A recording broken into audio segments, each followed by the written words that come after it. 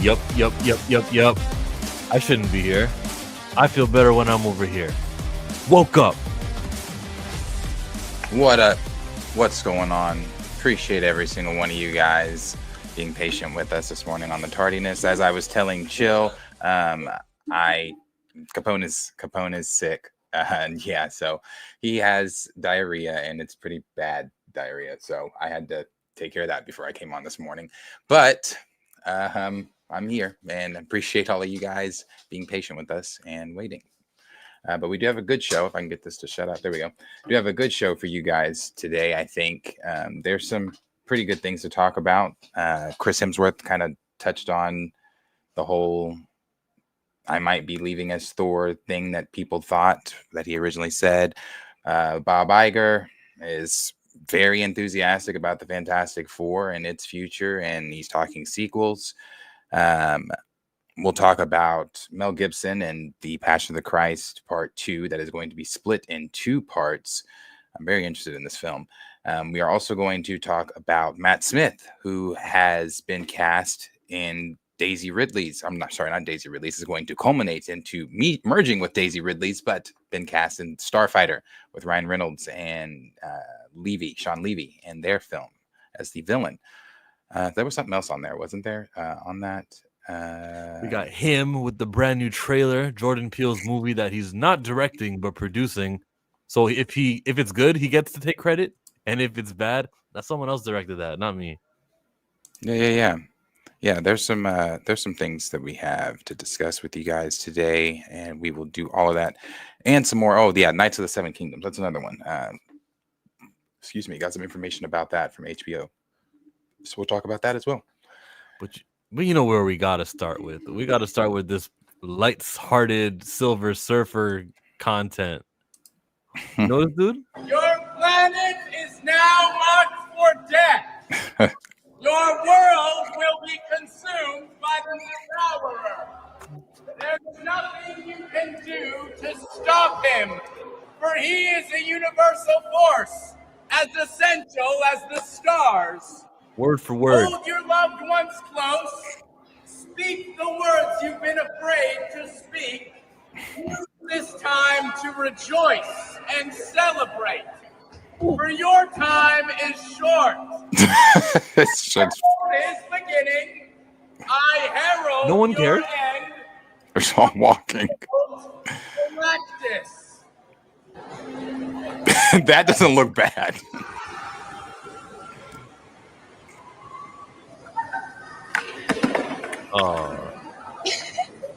Are you the protector of this world? I got the skateboard. You gotta go.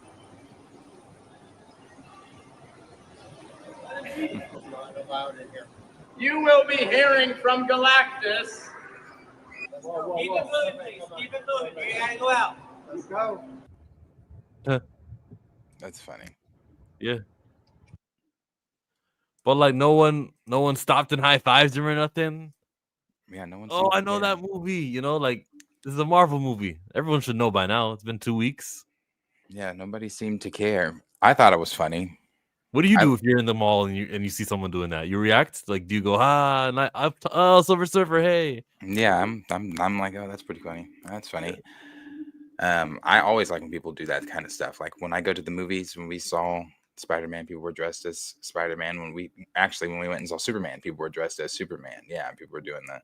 Now, when we saw Fantastic Four, no one was dressed as the Fantastic Four. People had Fantastic Four shirts and things on, but I know people were dressed as Dune, like that. Remember that dude that I don't know, a Segway maybe he had, and he made the Dune worm. And you don't remember that? No. I'm gonna send you that. He made the Dune worm. Good morning to Groovy Fee and Zenzen and Junior Dwayne Coleman, iconic Press the Film fan, David Phoenix. Hey everyone. Appreciate all you guys being here. You guys remember that? Some of you guys know what I'm talking about. That guy that dressed up as this right here. A Dune worm? He didn't dress up as the actual worm. He I'm sending it to you now. I just sent it to you. He I don't know what that is he's using. Maybe a Segway or something like that. But He's Paul Atreides riding the worm. Oh. Whoa. Yeah, that was pretty cool.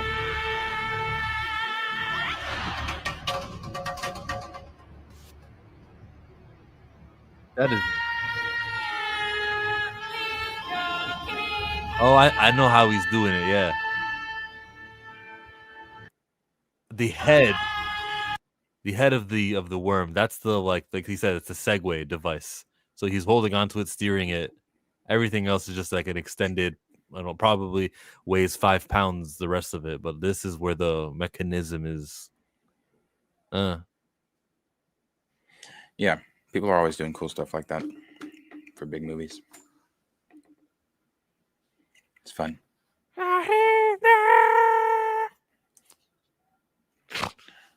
Fun. You know, the Spider-Man stuff is just ongoing, nonstop. Go. So many pictures, so many videos. Hard to keep up.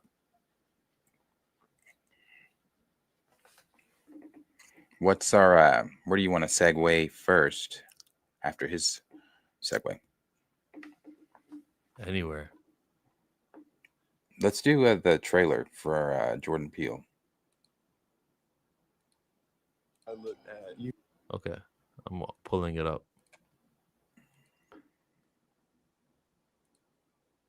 It's a football movie about concussions, and it's a horror movie. Morning NYC. I kind of don't want to watch this movie. I'm not gonna watch this movie. It didn't. Only thing that grabbed me in that trailer is the only. I agree with Profess in the chat saying Marlon Wayans is an underrated dramatic actor. He was impressive in that trailer. Hit in the face with the ball. There's only like so many times I can watch that. Yeah, on purpose. Is this the imagery you're talking about? No, Or there. that. So that's a person on the cross, like he's trying to imitate the prophet. And then even the poster to the film. Yeah, even like the poster is suggesting that. But they're talking about sacrifice and stuff, so I don't know, maybe some weird type of Hollywood messaging, witchcraft stuff in there. I don't know. I don't understand it, so I'll tend to stay away from stuff like that. I'm good. I agree with Dwayne. New member, thank you very much. Yeah, Professor. Yeah, especially when your football training starts at a young age. I'm him. Is Marlon just in his head this whole time? Yeah. All movies are. That is a thing. Oh, sorry. Go ahead. I was moving on to all movies are devil shit if we're being real. That being said, I'm not interested in this particular movie. I don't think so. We watched a trailer yesterday about those couples. Remember? What was it called? Those couples. Like one of them died, and then the other regretting you or something. Regretting you. That had nothing to do with the devil. I don't think. I think he's saying because it's Hollyweird, all of these films have some type of hidden agenda, hidden messaging, or something. Whether it's out in the open or not, and that could be a conspiracy theory thing or not. But it is Hollywood, and we do know that there are some crazy, weird things that go on in Hollywood, especially with the devil worship being the Illuminati. And this is all not, none of this is like set in stone, like proven stuff. But there's a lot of things that suggest that.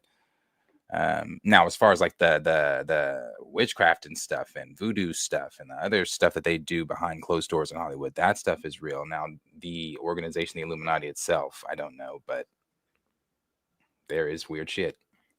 Yeah, that's what they're saying. The idea that Hollywood is an all-encompassing evil path. No pushback from me. Ant-Man.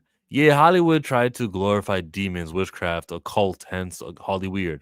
I'm a Christian to attest to that.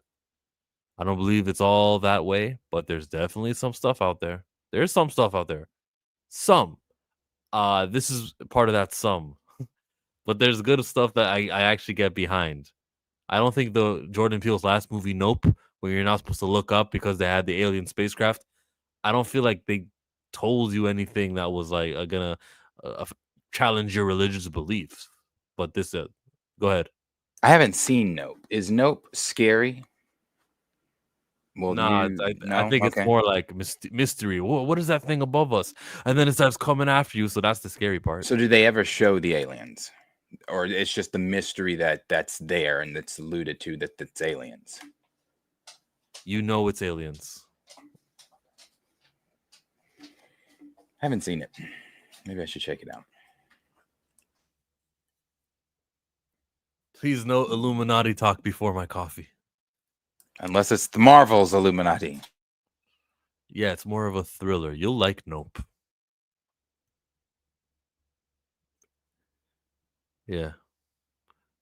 Yeah, I guess I recorded, for people that don't know, I keep telling you guys this, send me movies, but I just recorded 2 reactions. Miss Doubtfire, never seen it, watched it, hilarious. Bronx Tale, never seen it, but like a scene from it, so I wanted to react to it. Great movie. Now you don't leave.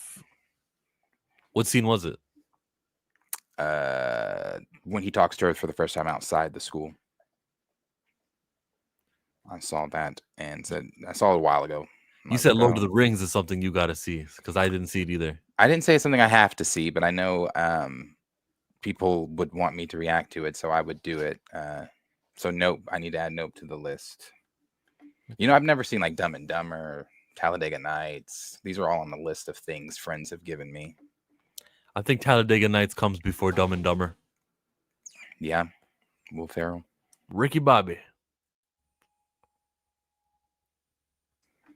We were talking about Passion of the Christ, so we can easily segue over to that topic. Passion of the Christ from Mel Gibson, bro. Do you have a title? Yeah, it's just like the resurrection of the Christ. Hmm. Yeah, it's like so that's a I title. can't stand him either, And, though. Yeah, it's very ambitious. That's all I'll say. It took a long time to write. It's really ambitious, and it goes from like the fall of the angels to the death of the last apostle. Do you have a start date? I don't have a start date. I just have to begin pre-production and see what happens. I got vibes. And it's just going to roll in its own time. It's taking its own time. I thought it was late. I thought, oh, it's taking too long. It's taking too long, but it's probably just right. Yeah, it's when it's supposed to be. Yeah. Well, if you believe that, that's true. Yeah. Yeah. I don't know. I hope you're right. I think I'm right. My instincts are that I'm right. Yeah. And if I was going to trust anybody with that story, it would be you. Yeah. I don't know. It's a massive thing. And theologically, it's something that you have to really look at and make correlations that ring true, because it's not all written. Do you consult with someone like a biblical scholar? Oh, yeah. Yeah. Oh, my goodness. Yeah. And of course, there's your own thing that comes into it from. Is he on drugs? He's so jittery. I don't know. He's a Trump supporter. I don't know. All the it's not written. I don't know, but I'm still take that energy to the set. Book a few times. You read the book a few times, and it's amazing how your memory, how there's these recessive files somewhere in the background, how you can correlate this piece to that piece over there. And that's important because juxtaposition is everything with this story. And what it means in a bigger picture. Yeah. So it's hard to explain, but it's quite involved. Yeah, well, I can only imagine. Yeah. And I don't know that you can do it in a foreign language because the concepts are too difficult now.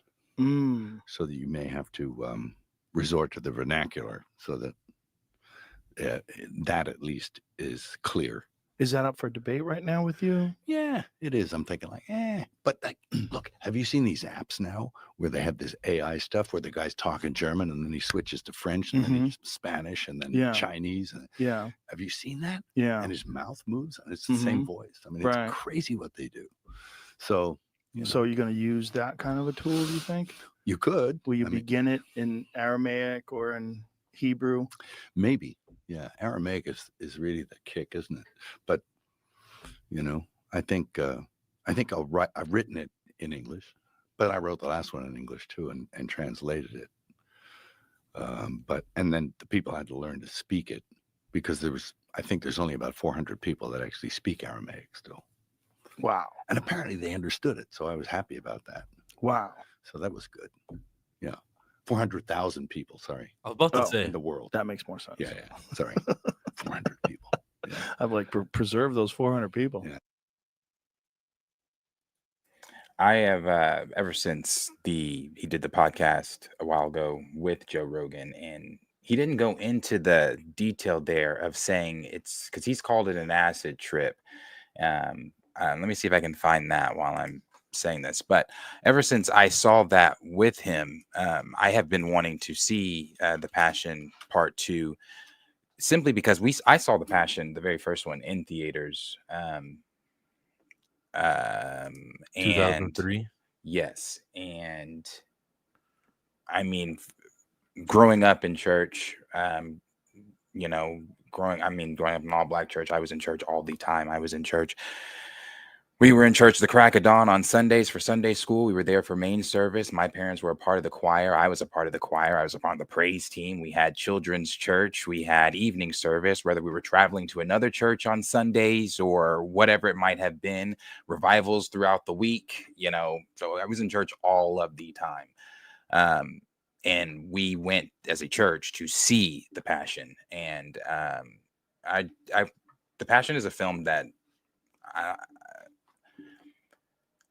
like he said, the stuff he's touching on, a lot of it's not written. Some of the stuff he's doing is, some of the stuff he's touching on, obviously it's in the Bible. He's going off of other scholars and things like that. But with The Passion itself, we all know that story. And to see it brought to life on screen was a different experience when you see it for the very first time. Even when you go back and rewatch The Passion, I don't feel like those feelings are any different.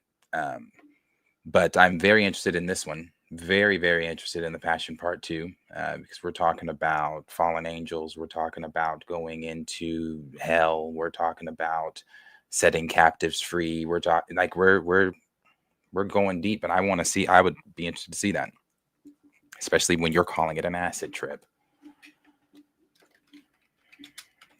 I'm going to find that. And I'm not interested in seeing it, but what's up, Torian? When we hit a certain age, there are some issues that pop that some people cannot control, others can't. Like I have nerve issues now. I can control myself. Some people can't. Okay, fine. Give him nerve issues. But if you're acting and you need to be on set and like every take requires a second take because you had a nerve twitch or whatever it was he was going through, you at some point you just go, no, we're not going to do this whole production. Let's save our money. He might just be old. And the weird ass camera moves. Yeah, you're right. It was the camera moving too. Stamina MC, London calling. What does that mean, London calling? He's saying, hello, I'm here. London's calling, checking in. So he represents the whole city of London, England. Like, that's a major city. They got like multiple football clubs, and he's representing London. What happens when somebody else what if someone from London was already in our chat, right? I don't know where everyone's from. Does he call it that in this one? Either way, he calls it because it's like a 45-second clip, but I don't know if I want it. Yeah, I'm interested in this one. I want to see it. I want Yeah. to see it. And he's bringing back the original actor, obviously, that played. I watched an interview with him that he did like through a Zoom call or Skype or something, very low quality interview. But he, I don't know if he's done anything since playing Jesus in The Passion, but he's coming back to play. And he still looks the same, but obviously he was saying that they're going to be using some digital remastering of his face and keeping him to look like, because this is supposed to, obviously, this is taking place day after, so this is it's got to look the same and all that kind of stuff. So he was saying he's pretty excited for it. He said when he read the script he was in tears. He said Mel Gibson has got this whole thing figured out, and I'm like, he said, and he also used the same words Mel did in saying it's very ambitious and it's very big in scope, and we'll see. I thought Mel Gibson was playing the lead. I didn't know it was another actor. Oh gosh, no. Mel playing? No, he didn't. Wait, are you talking about in the original Passion or in this one? Yeah, No, I thought that's the not original. him. No, that's not him. That's not him. Did you not see the original Passion? No. Yeah, no, that's. I remember the commercials. Only a real Christian. If you were a real Christian, you got to see the movie. It was a lot of like emotional blackmail. I don't remember the commercials. I was also in the 3rd grade, but I do remember going to see the film. In this chat, I represent London, chill, because there's almost never anyone else from here in the chats I frequent. It's no more complicated than that. It's complicated, man. So sophisticated. It's like 10 layers deep. London calling. What parts of London? Because South London is different than the North, isn't it? Next. Thor. Where are we going to? Go to Thor. Chris Thor. Hemsworth. Chris Hemsworth, yes. A very popular actor. Talking about Extraction, talking about his Thor role. Let's start with the Thor stuff. Chris Hemsworth says in his recent statement about Thor wasn't a goodbye message and that he was starting a new chapter with the character. It definitely got misconstrued, and perceived in a different way. Playing Thor has been this is his message, one of the greatest honors of my life. For the last 15 years, I've held Mjolnir and then Stormbreaker as the God of Thunder. But what made it truly special was sharing it with all of you. Your passion, your cheers, and the love for this character have meant everything to me. Thank you for making my journey through the Marvel Cinematic Universe unforgettable. Next up, Doomsday. Not last up, next up. Yeah, I also never thought he was saying goodbye because I thought Thor 5 was always on the table. He has also talked about Thor 5. He said at first the language was, if I return, it has to be different in tone than it was when we do Thor 5. We've talked about it's going to be different in tone and it's going to be this and it's going to be that. He said, that was in the same quote that I believe he said he leaned too heavy on the funny in Thor Love and Thunder, and he blamed himself for some of the box office and things like that, not wanting to put the blame on Taika, but that's whose fault it was. So Thor 5, I thought we all knew was always happening, even though not official from Marvel Studios. Yeah, it's happening. Hemsworth has pushed the limits of his physical fitness time and time again to play Thor. In 2022, Australian actor released 6 episodes of National Geographic's Limitless with Chris Hemsworth. The endeavor was designed to challenge him physically and mentally in the name of longevity. And so Hemsworth went as far as climbing up a 100-foot rope that was dangling from a cable car. Blah, blah, blah, blah, blah. He had an increased Alzheimer's disease. And Limitless Live Better now returns on August 15th with 3 new episodes, the first of which, Brain Power, gives Hemsworth the unbelievable task of learning the drums in just 2 months so he can perform live with Ed Sheeran in front of 70,000. The second episode, Pain, has Hemsworth confront the roots of his chronic back pain by training with special forces in South Korea. And the 3-part capper, Risk, finds Hemsworth climbing up a 600-foot dam in the Swiss Alps which took the place of another exploit that had him surfing a 40-foot wave. Understandably, Disney and Marvel brass put the kibosh on his attempts to impersonate Patrick Swayze's Point Break character, Bodhi. Okay, so I think they signed contracts where they can't do anything too risky. Basketball players have the same thing. I was going to attempt to surf a 40-foot wave with train with big wave specialists, but we couldn't get it through the ranks. The risk assessment basically was too far gone, so I ended up climbing a 200-meter dam wall. They both have a fair amount of risk attack. Okay, can we get to the Thor part? Here it is. Speaking of Thor, he released a YouTube video titled "Thank You: The Legacy of Thor" a couple months after his late March casting announcement.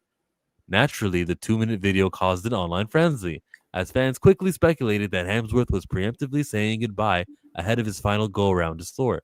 Plot theories soon followed, and many wondered if Thor would have a fateful encounter with Robert Downey Jr.'s Doctor Doom, a la the one that his brother Loki had with Thanos in Avengers Infinity War. Hemsworth is now clarifying that the above reading was not at all what he and his social media team intended. I had a few people ask me about it, and someone on my team said, "Oh, we've given the wrong impression here. We didn't do any damage control. There was no damage control necessary, but a lot was read into a little," Hemsworth says. I was already off starting another chapter of this character, and this journey has been the biggest part of my career, so the video was a moment of gratitude, and it wasn't anything else. But it definitely got misconstrued and perceived in a different way. Okay, we're talking about damage control in his quote. Isn't this damage control? Isn't him trying to clarify that Thor will be fine and he'll still be around and you can invest? Isn't that him telling everybody it's okay, I'm not leaving, you can still like me, you can care about me, you can buy the next toy, and you can feel safe that the time you're spending in front of your screen with me will be rewarded with the Thor 5 movie. Like, I think the studio told him, yo, what we need is familiar. Let them know that you're not going anywhere, Chris. Yeah.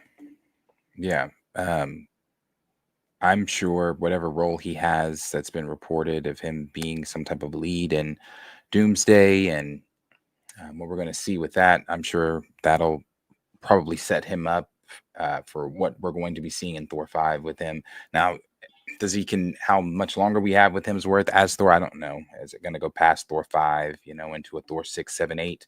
I don't know. But I don't think he's leaving anytime before the reboot, or maybe even far into the reboot. I don't think he's leaving, right as soon as the reboot starts or anything like that. I think he's with Marvel for the next 10 years or however until they end, Yeah. I think but he's also said, he's also, well, I don't know. He hasn't touched on that in a while, but he touched on, what was that, back in 2022, maybe, about the diseases that he has, or that his family has. That it's Alzheimer's. Was it Alzheimer's? Yeah, he's gonna inherit it, and he was like, "Damn." Like, I mean, he's not saying he's not gonna live long, but if he doesn't have his memory, that sucks. What's the point of living into your 70s if you don't have your memory? Yeah, I don't think he's leaving anytime soon as Thor, though. Not anytime soon. And I think I don't want them to go too serious on the tone. Like, I want him to kind of stay, like, I like humor Thor, but I also want that Ragnarok. That's what I want. Because Ragnarok's not like, you got your humor, you got your serious tone, but I would like a more serious tone in this one, less funny, but still funny. Because I like humorous Thor. I think Chris Hemsworth hits some of those jokes nail on the head. 100%. Let's keep reading about this Extraction stuff. His other franchise, Extraction. Hemsworth and his creative partner are still in the midst of figuring out what the next movie for the Black Ops mercenary, Tyler Rake. How many Extractions have you seen from him? I've only watched the first one, which is very good. I didn't watch the second one. I know it's like on Netflix, but I didn't watch the second one. I don't watch any of them. I don't care. He's not Thor in that. Tyler Rake is getting restless. We, the creative team, are putting together some different ideas and creative ventures of where we could take the whole place and the third film. But the intention is to certainly make another one.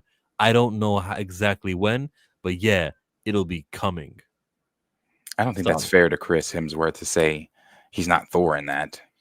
That's limiting his acting to, oh, well, he's Thor. And if he ain't Thor, he's great in that movie. Extraction is a very good movie. A very good movie. I just haven't watched the second, but it's a very good movie.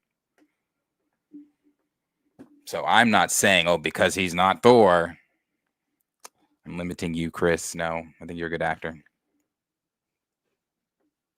Okay.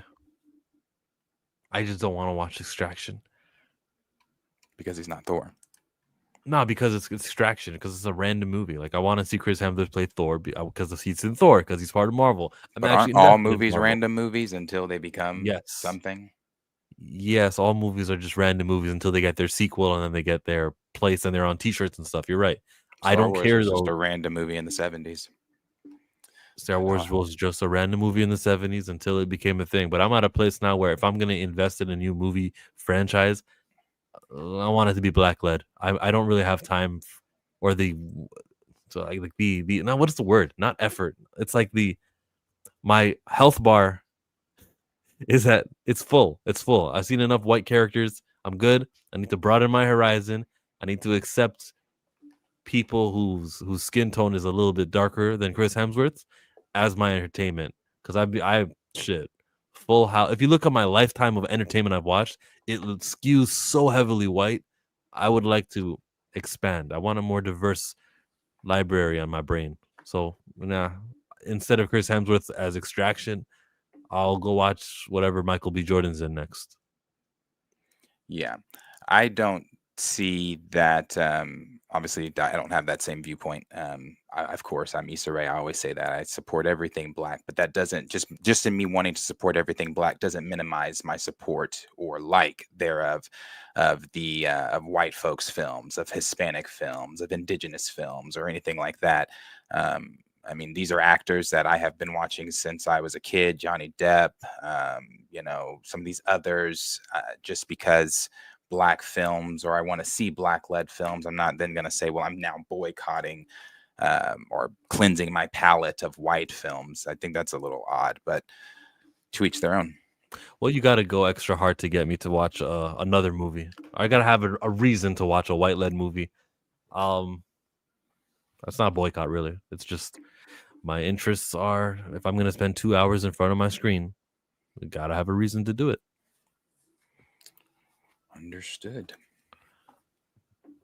Chill, come on, man. Well, I am not coming on Junior Network. I'm going to come off. Got it? Good.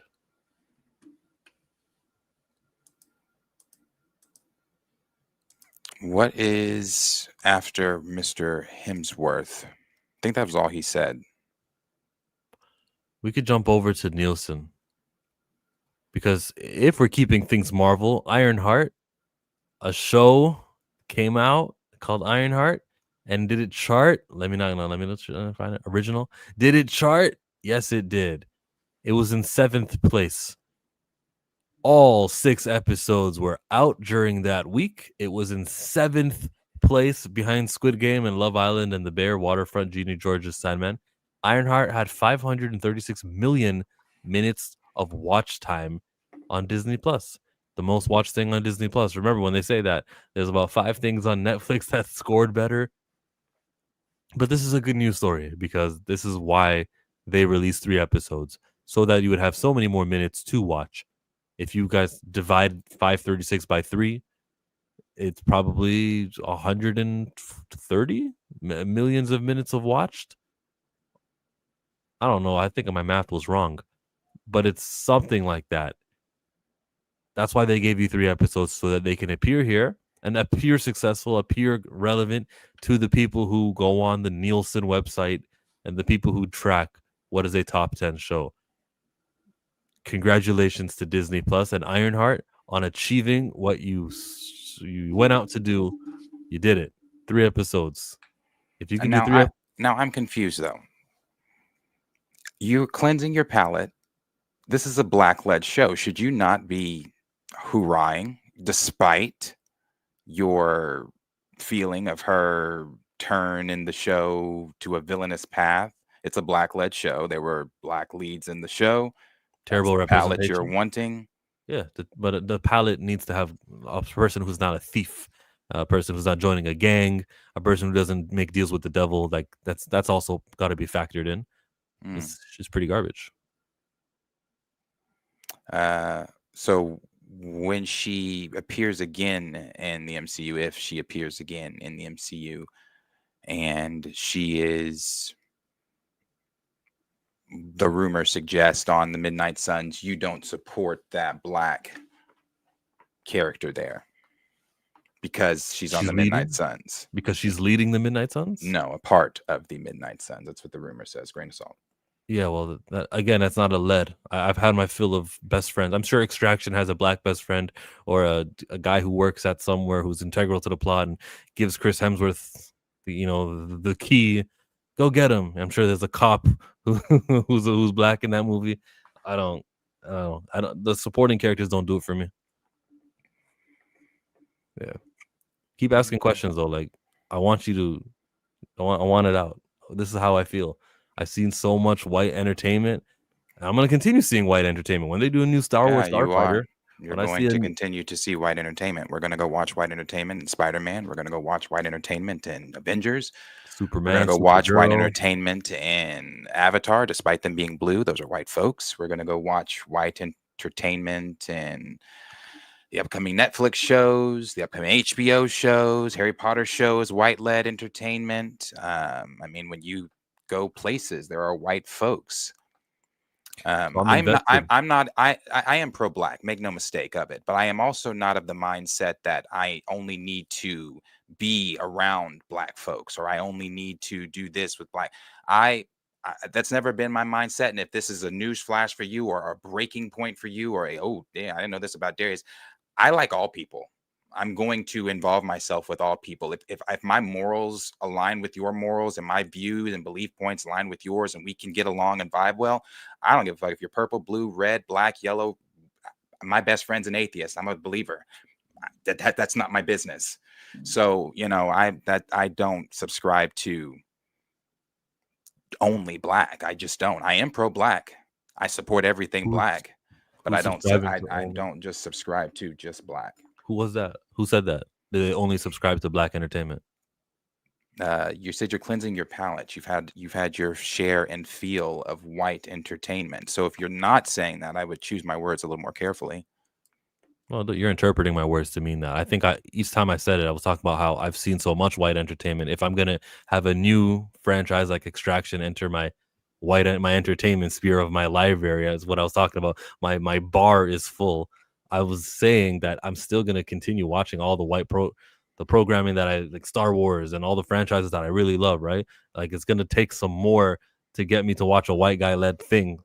But I'm not shooting it down or saying black only, Asian only. I'm not doing that either. It's never been the case. It's gonna take a little more to get me hyped to see. Like I'll watch the new John Wick. That's a white guy. I'll watch Ballerina and I did because it was the franchise I was invested in. So I'm not shooting down everything that's not white led. I just want to be more picky, and I'm just not gonna spend time on Extraction when I can scroll on Netflix and watch whatever the popular thing Kevin Hart is doing. Lift, what's it called? That movie, the heist movie that he had, and I checked that out. It was decent. So, and I just want to make sure I understand. And I'm not trying to be combative. I'm literally No, trying ask. to understand the name of this. And I don't know the plot of this movie. I'm suggesting because it's called Heist. Is he robbing a bank Which movie? with Kevin Hart that you just said you checked out? Oh, I was not talking about that one, but heist, Kevin Hart, Or the whatever one on the heist, plane. whatever heist film you were just talking about. The one on the plane when he was stealing. Yeah, I did watch it. I know. Yeah, he was stealing. It was bad representation. I guess that's where I'm trying to draw the line there. Draw the line in the sand. Where are we going? If he's a thief in this film, and so is it again? well, again, I'm not. You explained it to me. I guess I understand. No, it was bad representation. Like that's not something I'm celebrating. I'm not saying, yeah, what a great movie. I hope I get a sequel from that. These guys, there was like 7 friends, and they were all international. And the end of the movie, we did it. We stole. Yeah, that's not. Yeah, and yeah, the movie was dookie. Mm-hmm. But you watched it, I knowing that he was going to be a thief. I watched it, and I kept watching it. It's a marker of where the industry is. Like there is not a Kevin Hart show or movie. There's not many of them where he's actually playing a positive portrayal of somebody. It's slim pickings, bro. But when Alex Cross happens, you get 4 episodes reviewed on one stream, and I did 4 episodes reviewed on another stream because Alex Cross is a detective in Washington, D.C., and he has a loving family, and he's, he does the right thing morally. He's got a good relationship with his friend. What was his friend's name? Damn, I forgot his friend's name. But they do a good job. That's solid representation, and I'm eager to see when's that trailer coming out because they're due. That's supposed to come out in October, September. We're due for a trailer pretty soon right now. It's in August. That really lights me up. So I'll watch that show before I watch what was on Netflix. Let's see. What are these shows? Gina and Georgia, The Bear. Good show. Gina I'm sure The Bear is great. A good show. Is that black? One of the main characters is black. Yeah, Iowa Debris is one of the main characters, and if she led it, I'd be there. Abbott Elementary, I've seen a few episodes of. Abbott Elementary is a good show. I didn't finish the first season, but I've seen episodes from it, like just to put it on. Waterfront, Sandman. I'm not interested in any of these things. Ironheart, damn, it was hard. It was rough. I saw it, didn't like it. I don't like talking about it. I'd rather give attention to Moon Girl, Devil Dinosaur, or what's that? Not Wonder Man. They don't have anything else, do they? Because there's no Blade movie, there's no Black Panther. Yeah.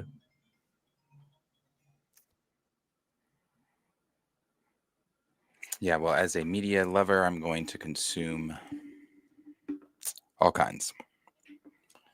What do we have? Who is next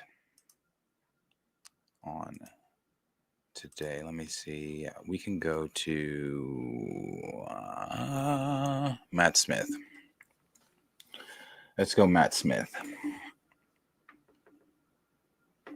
As you're doing that, I'm actually going to find that video that he was doing.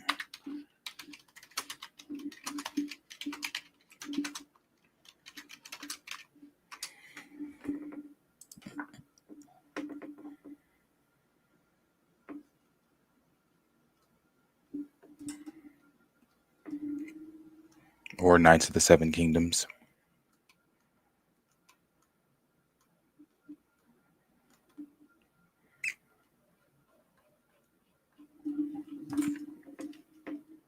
You're muted.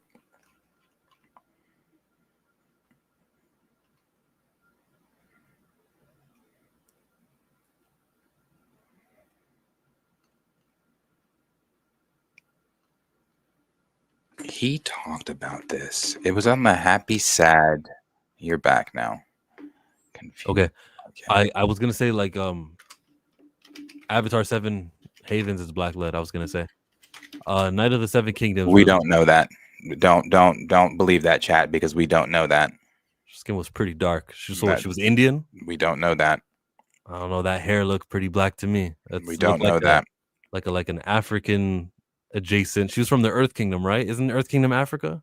No one in Avatar has ever been depicted, from my understanding, and the many times I've watched it, as our skin color. But if you want to run with the idea or hope that maybe that character is black, do that. But chat, that's not a fact, so don't believe that. I was watching Korra and I saw one of the cops who looked like he had a fro. His skin was a little dark. I don't think that there's another group he would fit into. I think it's a very, very diverse world. They've got everyone from everywhere. Okay. Well, I watched 3 seasons of Avatar: The Last Airbender, and I didn't see anybody that reflected myself. But You missed it. It was here. This guy on the right. Chill, get out of here. Go back to Knights of the Seven Kingdoms. Talking about that person in that is black. The nappy-haired person to the Come right on. with darker skin.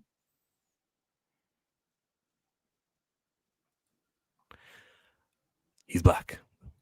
A Knight of the Seven Kingdoms releases in summer of 2025 in HBO, set 100 years before Game of Thrones and 100 years after House of the Dragon. Huh? It's 100 years before Game of Thrones, 100 years after House of the Dragon. All right. So that means House of the Dragon was 200 years before Game of Thrones. Will encounter several members of the Targaryen dynasty. The main character is Targaryen. He's not. Well, what is he? He is just he's Sir Duncan the Tall. He is not Targaryen. Egg is Aegon. His squire is Egg, and he is a Targaryen. He is Aegon that gave up the crown, I believe. Correct me, lore people in there to Game of Thrones. But there are several Targaryens that we will see in this. Baelor is one of them. But he is not a Targaryen. He is Sir Duncan the Tall. He was mentioned in Game of Thrones when Joffrey is reading about some of the great knights of the Seven Kingdoms, and he looks at Jaime and says, "Why aren't you in here?" Or where he says, "Why is your section so small?" But he mentioned Sir Duncan, who I think had like 7 or 8 pages. And they're gonna make a series out of a guy with 7 and 8 pages worth. Sir Duncan the Tall has a very, very deep lore in the Game of Thrones universe. After I watched Game of Thrones, I like a lot of things I watch. I get obsessed with it, so I dove deep into the lore of Game of Thrones, and it's not just like, oh, he had 7 pages and was mentioned in Game of Thrones, so now we're going to make a show about him. He has a very deep history within the Game of Thrones universe and comes across a lot of notable Targaryens. I believe he becomes the what's it called that Brienne is? Tarth. He believes he's a knight. No, that's her house. I believe he's a knight to Aegon.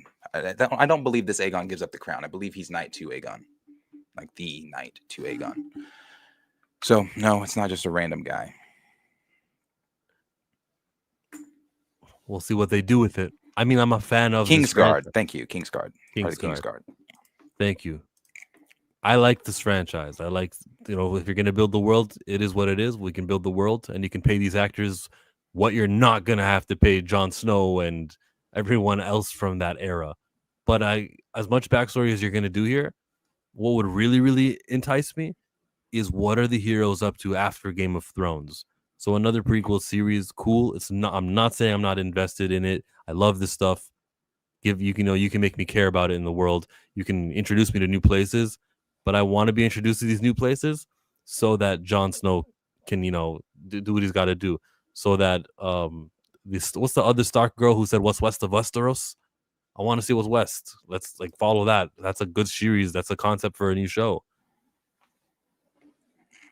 Are you talking about Daenerys's Narth, where she was talking about Narth going to Narth? It wasn't Daenerys who said it. It wasn't Arya? Daenerys. It was her. Oh, Arya said it. Arya said, "What is west of Westeros? No one ever knows that what's west, and let's go there." She said that on the final episode too, and I'm like, "Yeah, let's set sail." She'll be maybe 5-6 years older now because that's how long ago the show ended, and then we'll get to see Arya Stark. But the actress Maisie Williams, she's probably going to be like, "No, I'll come back, but you got to pay me $3 million an episode, or you got to treat me like the Friends cast." I heard Friends were getting $10 million an episode. Nuts. Like that's how much viewership that the show had. So they've got a lot of story to tell. But going back to Seven Kingdoms isn't the story period I want them to be telling in. But I'll watch it. It's not my ideal. Like, do you feel the same way? I feel if you could choose a series, it would be after Game of Thrones ends and here's a new series with the Starks and when Daenerys can be there too. Yeah, I would like them to continue that. where's Drogon? What do you do with her body? Yeah, Is she Daenerys dies. alive? Not She not dies. necessarily. Not necessarily. Not necessarily. Drogon is a dragon, and again, I've watched a lot of lore on this stuff, and some of these things are just people's theories. But Drogon is a dragon, and lizards can change their sex. He is male; he can change his sex to female. Give other dragons. He could have been taking Daenerys to that one deal. I forget what it's called in Game of Thrones to revive her or something. We don't know exactly what happened. So Daenerys is not technically dead. I mean, she's dead now, but we don't know if she's going to be dead in the future of Game of Thrones. And yeah, I would like to see it. Because I really hate when the books stopped and they took their own route with the Game of Thrones. I don't like. I absolutely hate killing the dragons. I understand dragons die, but all three of them should have been there through the whole thing. When Euron took out Rhaegal, frustrating, Oh, frustrating. with that harpoon, the arrow, the Yes, water. Oof. I'm like, oh my gosh, why? So, yeah, I think she should have all three. I think she should have had all three, but we'll see what happens. I mean, they're doing a lot more. They've talked about the Aegon the Conqueror series that they have already written, and says they can't wait to film that opening scene.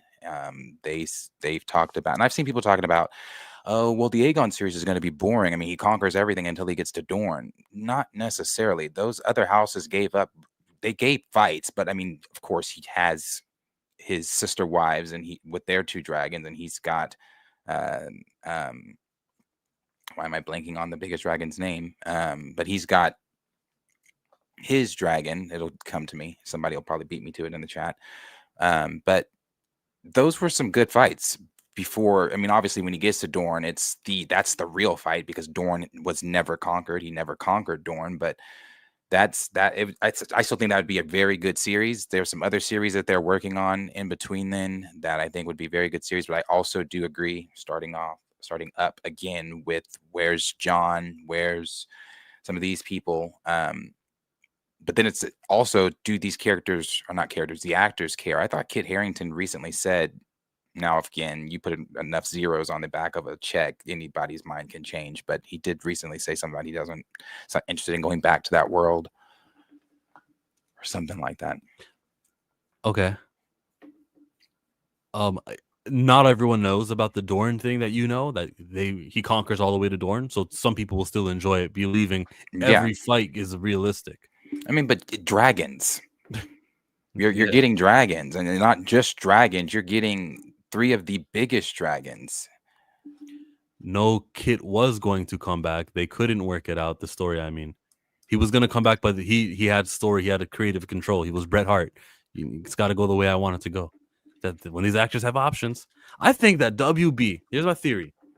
WB said, "Yo, Disney, hey Paramount, don't offer Kit Harington a job. We want him to not have success, so that 5-10 years later he comes back to us and he continues with his character." Okay. I think that was a phone call, and I think Disney does the same thing and tells Universal, "Hey, Netflix, please don't use that actor because we're trying to make him have no options." So, and I think Disney did the same with Daisy Ridley. We better not have her in anything, and don't give her any major roles because we need her to play her character in Star Wars, and we don't want to have to pay her $50 million. I think that's what they do. You don't think that they work around and then do that? Because Kit Harington should have been in many things. He hasn't been in much. He hasn't. Maybe they do. I don't know, but he hasn't been in much. For those that don't know, this is the little. Couldn't remember the name. The little background on it. It's very quick. It says Aegon Targaryen was the first king of the Targaryen dynasty. He was the warlord who, with his two sister wives, Visenya and Rhaenys, 3 great dragons, and a small army, invaded the unified 6 of the 7 kingdoms in Westeros. In Aegon's conquest, only Dorne managed to successfully resist the Targaryens using Goreria. I don't think I'm saying that word correctly. Tactics started under the command of Maria Martell, and she lived a long time. I think she was like blind or something like that. It's like she ruled Dorne for a while, and never gave it up to. I think it's her son. Once she died, I think her son brokered a peace deal with the Targaryens and letting them enter into Dorne and things like that because he was just sick of the war. Then it goes on to say that continued for a couple of centuries until Dorne voluntarily, joined the Seven Kingdoms when Marion Martell agreed to marry. That's right, he married into the Targaryens. Marry a Targaryen princess, Daenerys Targaryen and Marion Targaryens are all a lot of same names. Blah blah blah blah blah blah blah. Married, and it's going into the marriage. So yeah, it's. I think Aegon's conquest is really cool. Valerian the Dread. That is his. That's his dragon, that huge dragon Valerian. And then his sister had her, Visenya had hers, Rhaenys had hers, but Visenya wasn't, she knows, like, she's like dark magic, witches shit, like she knows magic and all that kind of stuff. It's really cool. Like it's like there's more than just get on the back of the dragon, let's go conquer this city. That's not the show. Like there's much more back stuff going on. Like you get Maegor out of this. Like Maegor, I believe, is Aegon's son, and Maegor is terrifyingly crazy. So yeah, the Targaryens, I love anything that involves the main characters, the Targaryens. But I think the Starks are main characters as well. I could have something that's involving the Starks and I could be just as happy. I don't know. I think Starks are the main characters. I care more about them because of the way it began with Ned Stark, and like 5 of his family members were all important. I'm more of a Stark. That's the protagonist of Game of Thrones believer. I'm more of the Targaryen. I mean, it's about them. We went back to their the show that predated Game of Thrones is about them. The show that's going to predate the show that predates the Game of Thrones is going to also be about them. Whenever we speak power in the Seven Kingdoms until the Mad King, we're talking Targaryens. The Targaryens they're it. Okay, I got no pushback there. I just have my opinion and you have yours. No, yeah, you can have the opinion that you're a Stark guy, bro. But I think that they're definitely the family. But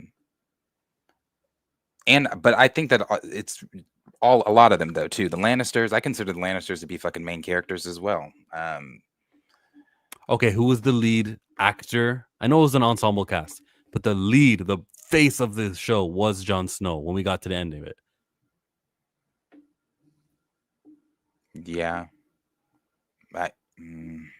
Yeah, I mean, the story is really more, it's tough, bro. That's tough. They do such a good job of balancing between you're at the wall 1 minute and the next minute you're with Daenerys and Tyrion. Well, yeah. So I don't know. They I guess you could say really Jon though. Yep. I guess you could say it really is Jon. But he wasn't even a Stark, actually. I think that's to your point, because he was his real parents were Targaryens. That's right. Oh, there you go. Well, it was about the Targaryens. Well, I mean, the point that I made was the show that's predating Game of Thrones is about the Targaryens, and we're about to have another show that predates that show that's about the Targaryens. I mean, they conquered. If they would have never conquered, none of that should have ever happened for there to even be a Game of Thrones. He's also a Stark. Yeah, Lyanna Stark was his mother. So he's both. Yeah, well, yeah, we can do that. 50-50. But you know, your dad takes over. Your dad's last name is your last name. So, well, I don't know. He does not have that that Targaryen hair. He's got Stark hair. So we never would even know he is a Targaryen. What a time, because some people just have different color hair than their parents. But in Game of Thrones, you're a strong son. You're not really, you don't belong to whatever, my boy, to who the black guys with blonde hair? Yeah, that one. Yeah.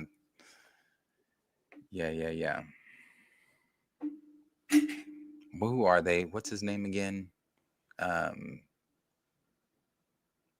Daemon? No, Daemon is a Targaryen.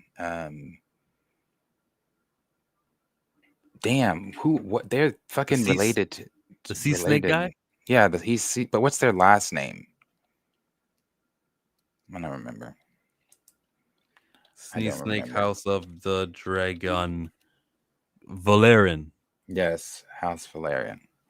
That's right. Yo, this dude look like Blue. The guy we stream with, Blue. Colress Valerian looks like Blue. Is it him? Yeah, that's him, Colress Valerian. Loki, I think we stream with Colress Valerian sometimes, bro. Oh my god, the uncanny save image, create overlay. It'll be worth it. Just stick with me. You should watch it, Understanding. I don't know if maybe you tried and just didn't get into it, but it is. I love it. Like I never thought I was going to be into it because when it was on like weekly, I was never watching it. I was privileged enough to watch it after its airing, so I could just binge through it all. And thank God I could because I loved it. Dog, this is Blue. I don't think it's dumb. He couldn't tell Robert that.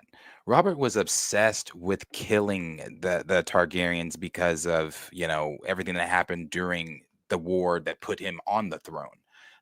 During Robert Siege, I think is what it's called, that put him on the throne. So like he was obsessed with killing Daenerys and killing her brother whenever they were clear across where is it that the Dothraki live, clear across the sea, and he still still sending people over to poison her and kill her. And yeah, Essos, I don't know. I think that's where they were. Essos is like the major continent, but I don't know which part. I think that's where they were. And he was still obsessed with killing her. So I don't know. I feel like he couldn't have told Robert that. There were even moments where Robert should have sided with Ned where he didn't side with Ned, like where he made Ned kill the one of the girls' wolves when Joffrey was being the little shit that he was being. Yeah, he should have sided with Ned. Then he didn't side with Ned. There were other times back in Westeros where he should have sided with Ned and he didn't side with Ned. So I don't know. It was Sansa's wolf, right? Yeah. Lady, you're going to kill Lady. Yeah, so I don't know. I think one of them was called Snow, right? What was Rob's wolf? Rob's wolf died in the Red Wedding. That was brutal. Awful. Ugh. Awful. Jeez. The Red Wedding is terrible.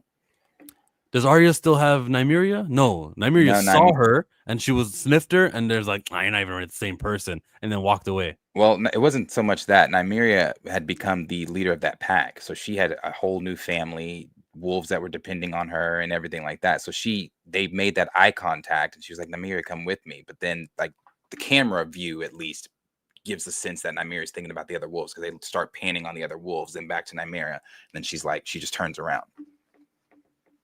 So, but Darius, as close as they made it seem, Robert and Eddard wouldn't be able to tell your boy, like, bro. I mean, I maybe, but you see what I'm saying? Maybe, but Ned or Robert was just so like wanted to do everything but actually be king. If his thing was, let's extinguish the Targaryens and drink and hunt and sleep with women. Like that was his thing. It wasn't like I actually want to do good. I want to be a king. I want to da da da da da da. And his dumbass should have known that those kids weren't his either. Joffrey looks nothing like his big ass. Now, granted, Robert wasn't always fat. Now, that's a show I would love. The Siege of Robert's Siege. If you actually you go back and you look, there's YouTube videos of people like reading these, and it's fascinating because they use like the voices and all that. It makes it interesting. Robert's Siege is that shit's brutal. That would be a good movie. Robert's Rebellion. You could probably Robert's Rebellion. That's it. Fake fan. So if you do Robert's Rebellion for a movie, you could actually cast the flashback actors that they had, the one that Brennan Stark was like interacting with. You can use those actors. Solid movie. Give it a budget. You'll make it back. How big is Game of Thrones outside of the United States and Canada? Isn't it big everywhere? I'm sure England will love the franchise, so you don't have to worry about will this transfer internationally. You'll be fine. I think it'd be fun. I'd like to see that movie, HBO or WB. Get on it. Yeah, I would definitely. Yeah, Robert's Rebellion. Yeah, I would definitely like to. There's several different stories I would like to see, but when you got George R. R. Martin talking about how great the Aegon show is going to be instead of finishing the damn books, it's like, and I'm not even reading the books. I just want it finished so we can get to if they do the show more. 7 spin-offs in development is crazy. And if they're every single one of them are prequels, that's dangerous. This is what everything is right now. I sent you a little let's see. The budget for Knights of Seven Kingdoms is 100 million per episode. The battle sequence that directors achieve match those across Game of Thrones and are a fraction of the price. They have a little video that I sent there that they showed at, I don't remember what that was, where that was. They showed that at. It's very quick. HBO has not given a trailer for this. I'm not sure why. I know it got pushed back, but it's done. I'm trying to find all the shows that are in production for it. It is, here it is. Knights of the Seven Kingdoms 2026, House of the Dragon Season 3 2026, Game of Thrones film to be determined, Aegon's Conquest to be determined, 10,000 Ships series to be determined, 4 animated series to be determined, Iron Throne stage play to be determined. Yeah, they said they were doing 4 animated shows. Okay, I don't think the stage play counts then, and the animated, I don't want to dismiss animation because I'm a Star Wars guy, but I think we can dismiss animation when it comes to Game of Thrones, can't we? And like, how relevant is it? I'm sure. Well, all of it's relevant because it's all on the timeline. It's not like side quests, side stories made up. Yeah, so I'd say it's all relevant. House of Dragon Season 3 better come with it. Season 2, oh my. Yeah. Well, it better be the most expensive, like dragon fire breathing animations that I see. Like something to save money on what it would look like if it was live action. I wonder what the animation style is going to be, though. That's also a thing for me. If I don't like the animation, I won't watch it. We were talking about Disney's and the princesses used to be 2D, now they're 3D. I think 3D is in. There's no question it'll be 2D. Yeah. You don't think at all? They're talking about even with, well, that's just Disney talking about bringing 2D back. So probably 3D. Probably 3D. Let's hear what the actor Matt Smith has to say. This is not about that, though. This is, if you're going to that, then we're segueing into Star Wars. So are we done with anything you want to talk Game of Thrones related? No, I think that would be it. Talk to me. You were going to be in The Rise of Skywalker. Matt, did you ever shoot any Star Wars scenes? No, I didn't. There was, we were close to me being in it, but then it just never quite happened. I think the thing they were thinking of me for, eventually the part became, it became obsolete and they didn't need it. And so I never got to be in Star Wars. There we are. Wait, what? Here's conjecture. Was this Palpatine's son? Was that who you were playing? I could not possibly say. But it was a pretty groovy thing. It was a really groovy part and concept. It was pretty big. It was a big thing. It was like a big story detail, like a transformative Star Wars story detail. But it never quite got over the line. No, I can't deal with this. I'm gonna have nightmares about this now. Yeah, I mean, it was like it was a big shift in the history of the franchise. What? I need you to stop talking. You're getting me angrier every successive word. I know. It's there we are. Did you ever get into like costume? Was there a costume test? Like how far away did you get? There was no costume. There were a couple of meetings to talk about it. And Yeah, well, okay. The good yeah. part is you still have your Star Wars eligibility card, so and it's a long He career. does. well, maybe I can come back. You never know. He did. I mean, if you know, God, to come back as that, like.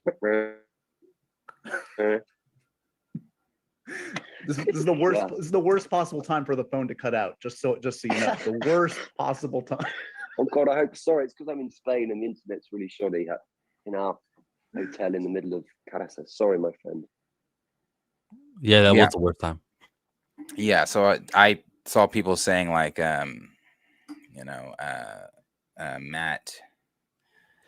Anyway, Matt has been offered roles in Star Wars before, so they circled back around to Matt to see if he would be interested in another role. What that role would have been in Rise of Skywalker, I don't know. There are theories that I subscribe to that I think it might have been that whole, like I was talking about yesterday, the whole younger clone Palpatine.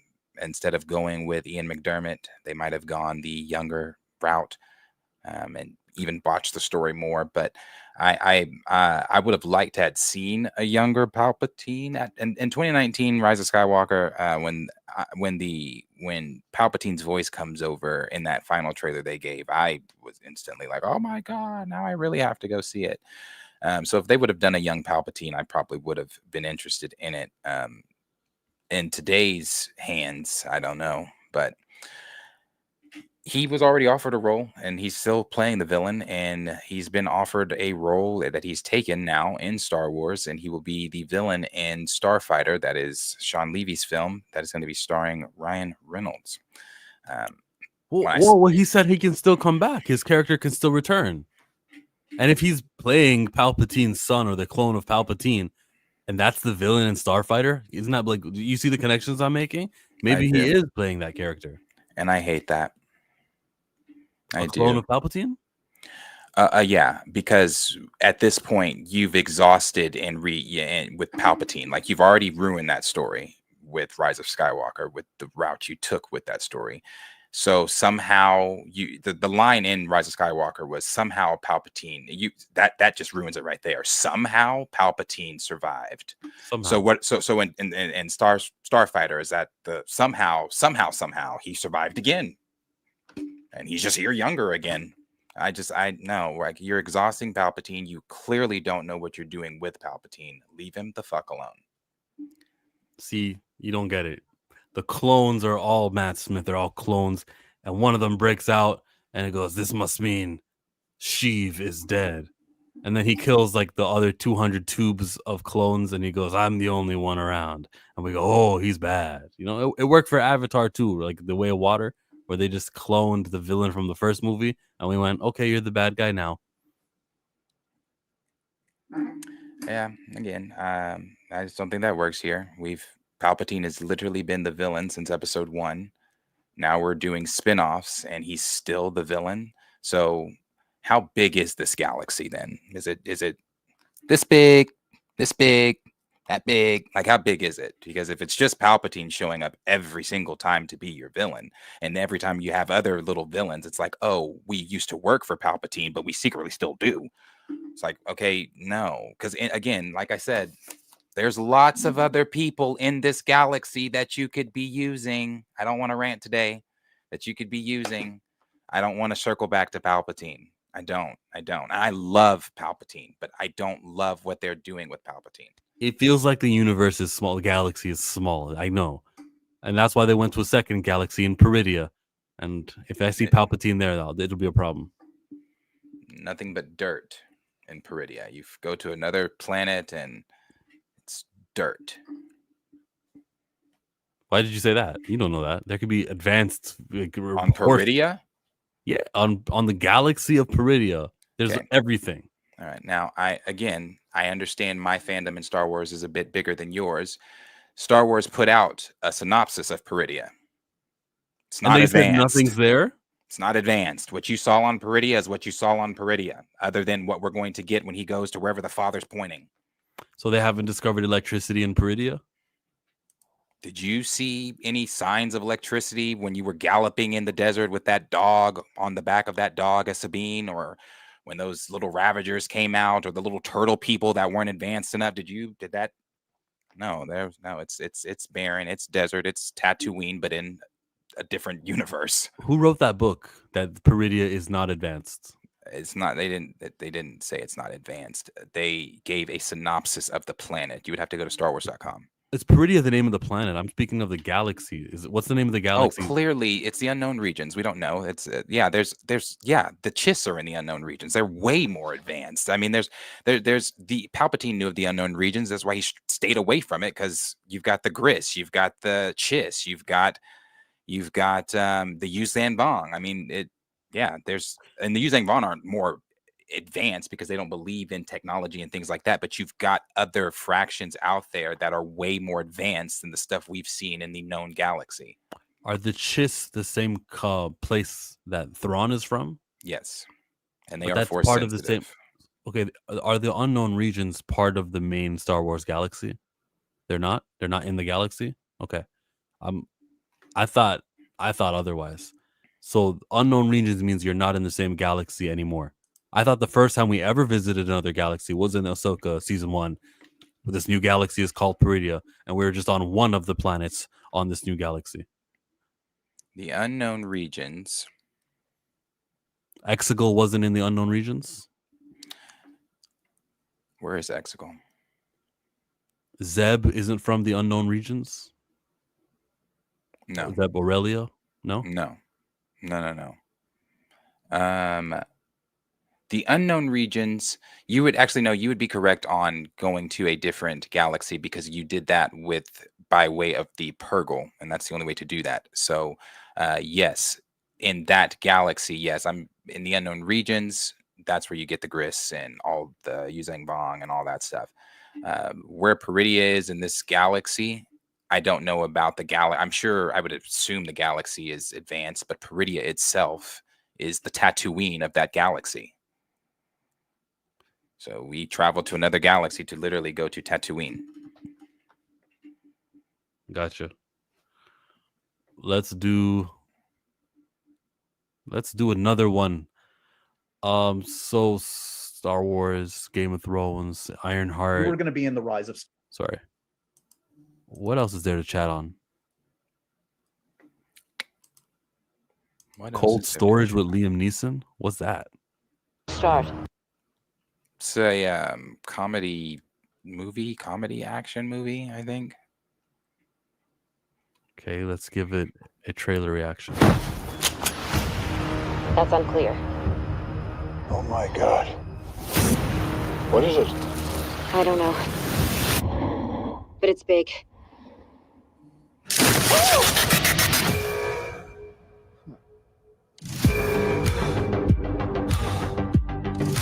This place was military storage back in the day. You want to go down and see it? No. That don't feel so good. Jesus Christ! We have a real problem here. There's like a virus or a fungus. No shit. That's not natural. That fucking deer just took the fucking elevator.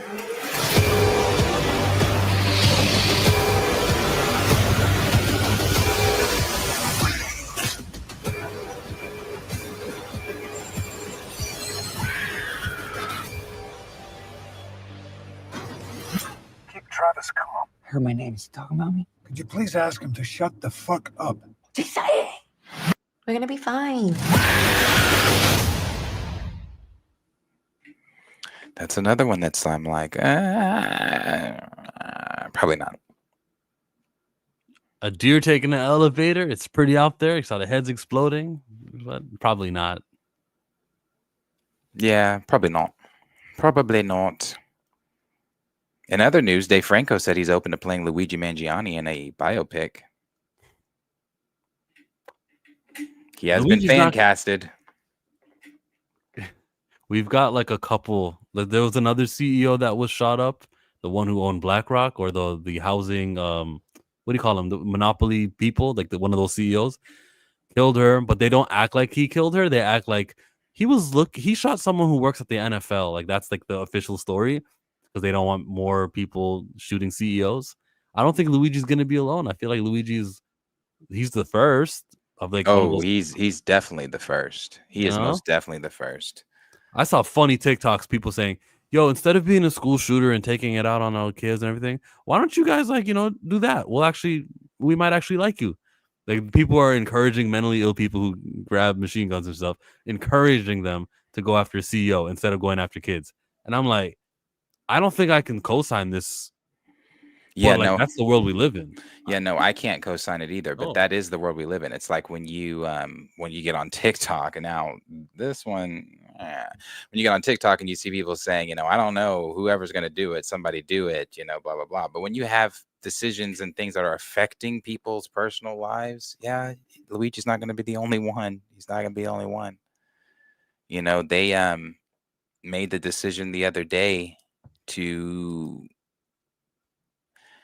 which I don't completely disagree with, but I also think mind your business, making people's what is it, affecting food stamps with people's households where you can only buy healthy food and things like that. So the number one drink bought, or the number one thing bought, is a sugary drink and things like that. Well, as someone who used to work for DHS, and speaking with some of these smaller towns and smaller cities in Oklahoma, like Lone Grove or Pink or Blackwell, or some of those ones that are way the fuck out there that don't have anything by them. But like a convenience store or something, not a Walmart or the local C-Mart or whatever the fuck that is, they're going to places like that. They don't have these healthier foods that you're wanting people to buy. And then if they do, are you lowering the cost of healthier foods for it to be affordable? Because we're talking people that typically get food stamps, or people with, some people do cheat the system, but the people that are supposed to be getting food stamps that I are that have called in are people with 4 kids, 5 kids, 6 kids, single parent households that don't have time to come home and cook this 5-star Michelin chef meal that you're wanting them to cook healthy wise or whatever. And you could say, well, Darius, you don't have to. The kids cook it themselves, healthier food, the veggie straws. You can get those shit. You can get all that stuff. But at the same time, I think also mind your business. I don't think you should be telling me what the fuck I need to be buying for my kids and my household, regardless if it's government money or not. Once you've given that money to me, it's my money. Fuck you. So I don't agree with the whole. I don't think I follow. So if you buy a soft drink with the food stamps instead of buying like a juice box which has juice in it, that's the debate. Like, can a food stamp be able to buy Sprite? They're not just Sprite. They're naming a list of other things too. Like they're talking about junk food, like can't get your kids honey buns, can't get the packs of chips and things like that. A lot of people do shit like that because, again, a lot of these parents are single parent households with multiple children. And even if you aren't a single parent house with multiple children, that's fucking convenient. If I can have a little thing of chips and grab that on the way out, and if I've got a kid or 2 or something like that, and I'm making lunch or something like that, or I work a 9 to 5, my kids get home before I cook dinner. Like, bro, fuck you. That's what I'm saying. Like, you're coming from it with a rich mentality that everybody has the same money and means to accessing food or dinners the way that you do. We're talking about the same administration whose leader, their president, just said, or not just said, but said a couple months ago, that found like as if it was like, I don't know, a map to the lost city of Atlantis about what grocery shopping is. Can you believe it? People are actually this thing called grocery shopping. He said this thing called grocery shopping. So we're taking advice from people that are saying this thing called grocery shopping that have no idea what it's like living day-to-day lives as a real person, boots on the ground, 9 to 5. So when you, a rich person that has no idea, is that so out of touch with reality, trying to tell me how to run my fucking household, fuck you. Fuck you. You cannot tell me how to run my household, especially when you are so out of touch with what it is to be an everyday real life person. Again, he said this thing called grocery shopping. Get out of here. I think everyone goes grocery shopping and gets grains, they get vegetables, and then there's the ice cream aisle. Like, snacks are a part of the grocery shopping experience. Over policing that is kind of inhumane. I think It is not inhumane. Yeah, maybe I do mean It inhumane. is. It's like, Yeah, it's inhumane because you're taking food out of people's mouths because not everybody has the same means that you do. So again, people with children, you're not thinking about these people. The people that are single parent households, you're not thinking about these people. People that have to work multiple jobs that aren't getting home enough and with enough time or enough energy to want to cook these big meals that you're not thinking about.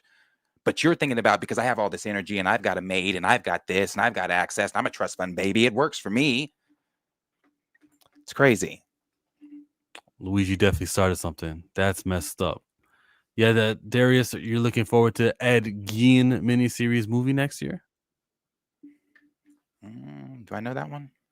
Ed Gein? Nah. I have to see. Let me Facts. look The it up. healthier stuff costs way more.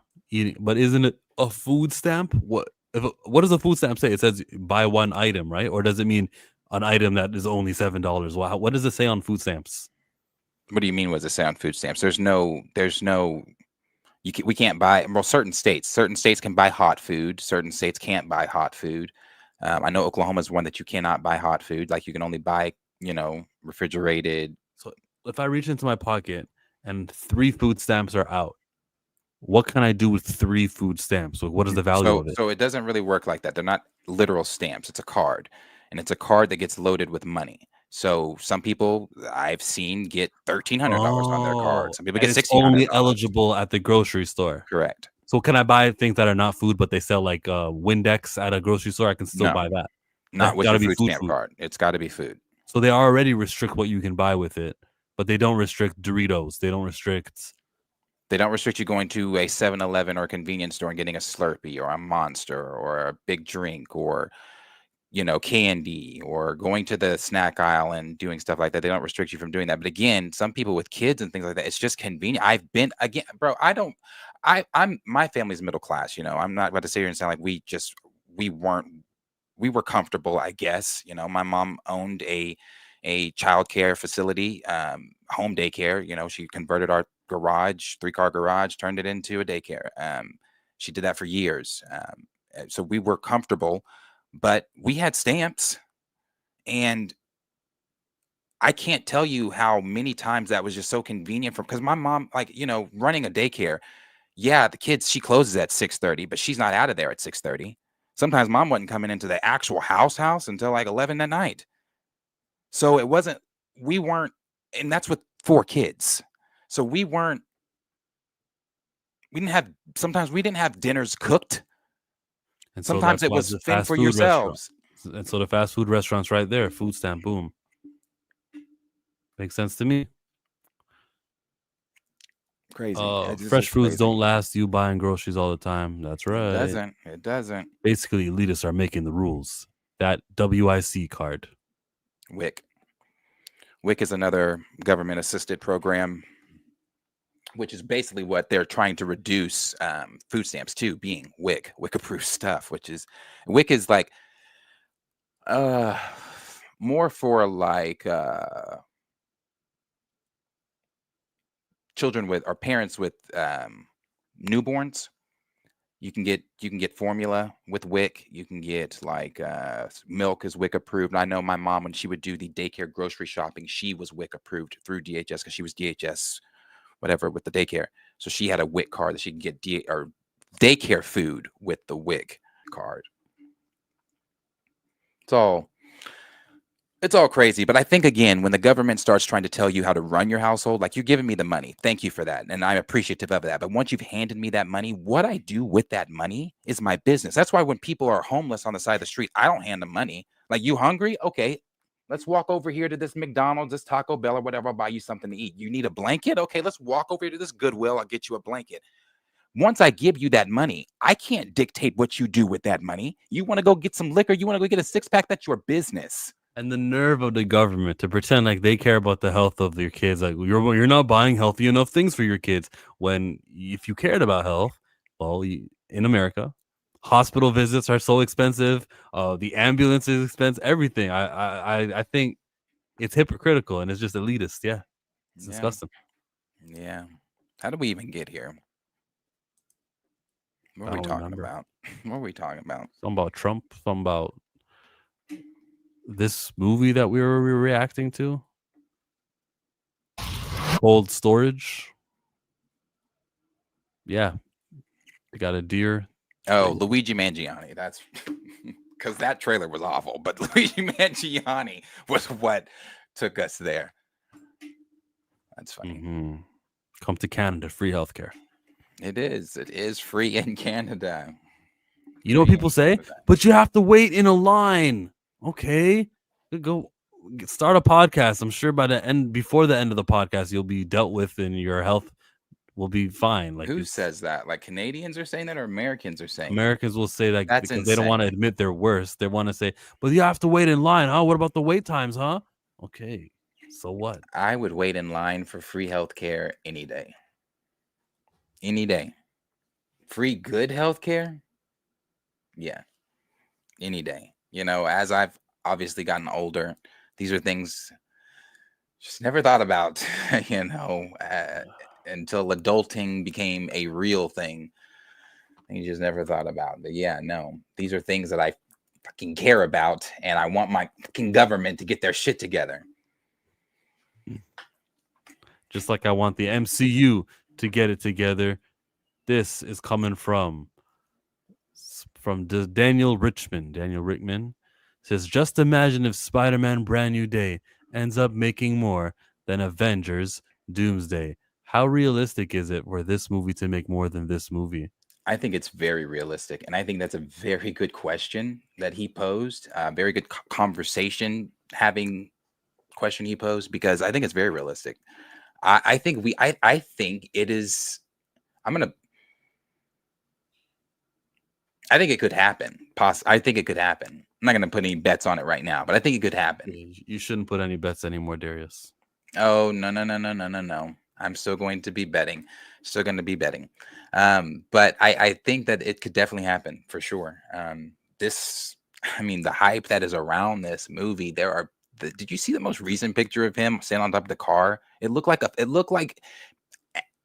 this is, and I don't want to sound blasphemous, so maybe I shouldn't use the person. I'll use the Beatles. It looks like when the Beatles would show up and you had all these people outside of the cars. Like that's the star power Spider-Man has. It's star power. It's not even, it's like Captain America. Somebody dresses up as Captain America, Steve Rogers, or if Chris Evans himself was to walk out on the street as Captain America, I don't think it's the same star power that Spider-Man has. And yes, I'm saying Spider-Man, not Tom Holland, because that's what the people in fucking wherever they're filming are saying. They're not saying Tom. They're saying, oh my God, it's Spider-Man. Zendaya's family doesn't say Tom. Yeah. So I think that it's a very real possibility. Like I said, that most recent picture is insane. But Brand New Day is going to release in July. Great month for movies. Releasing in the Christmas season for Avengers is going to be the reason why Avengers wins this little fake battle, which is not realistic. Avengers will make way more than Spider-Man. I don't think you can say it's not realistic. What did No Way Home make, and what did Endgame make? No Way Home, the Christmas release, 1.9. The Christmas release. Yeah. Okay, and what did Endgame make? 2.9. So it made $1 billion more.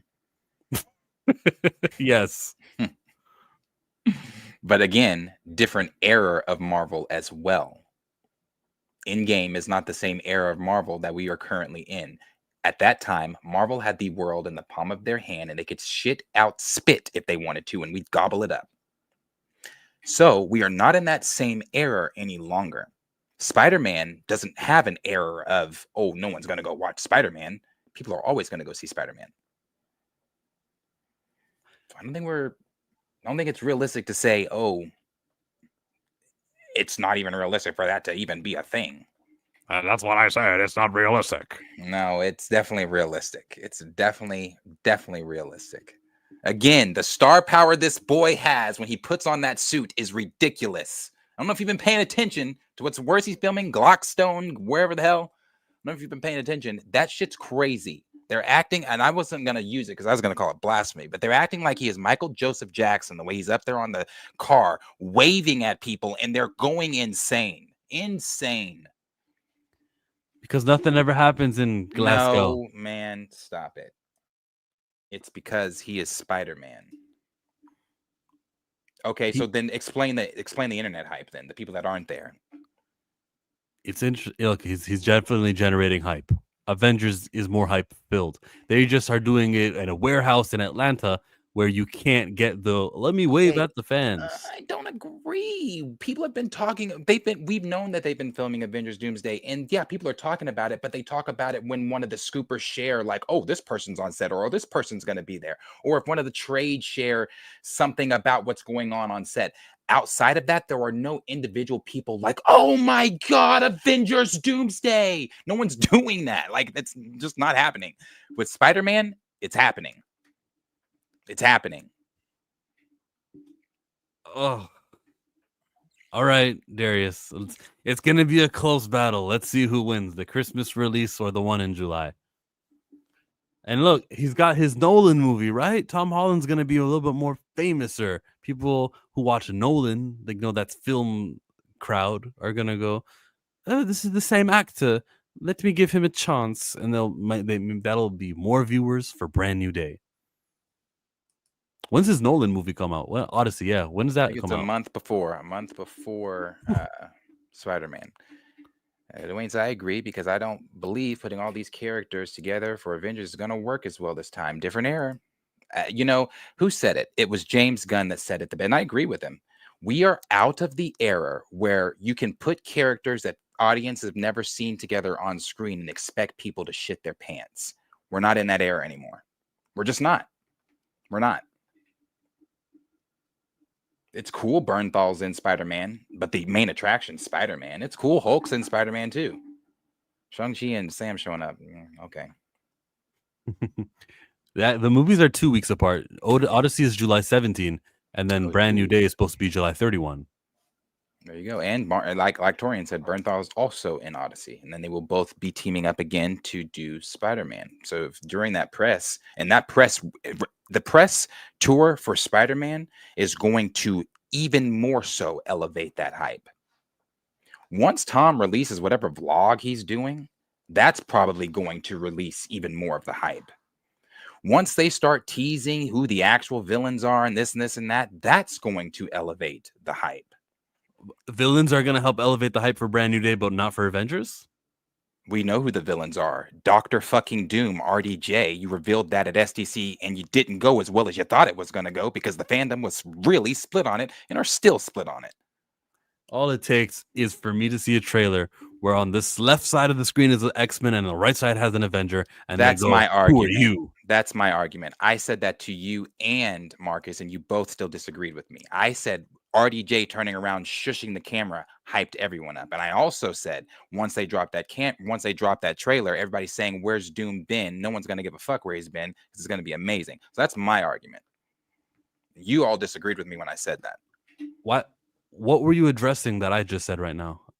I said having an X-Men on this side of the screen looking at an Avenger will be hype. Well, why did you say what you just said to retort?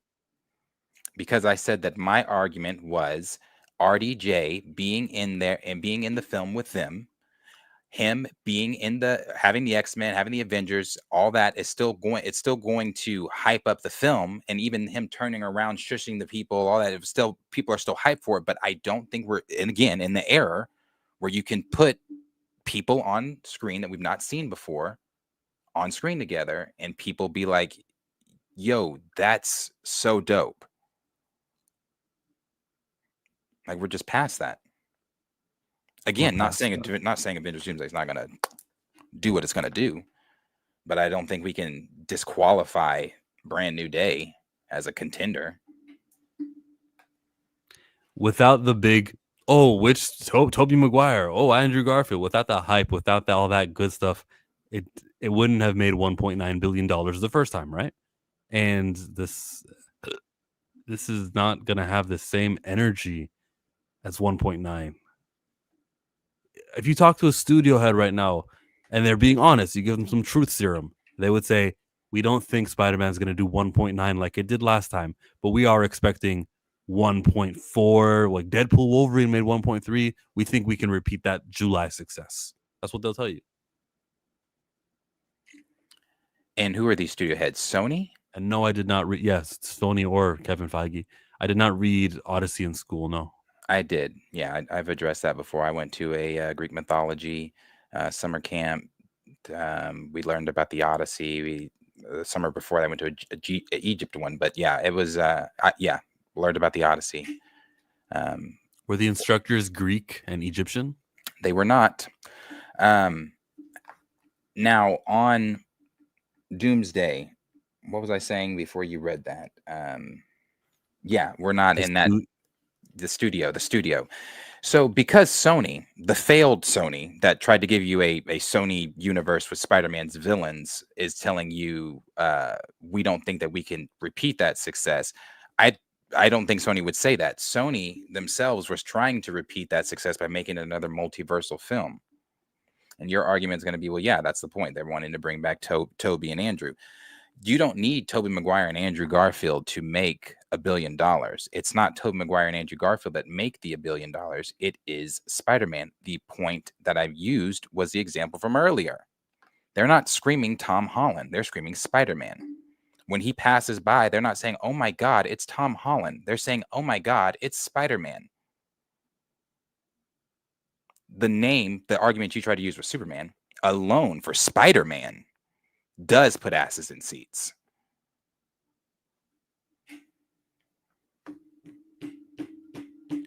Thank you for your input. Chat says Brand New Day needs to do good. Doomsday as much momentum as possible.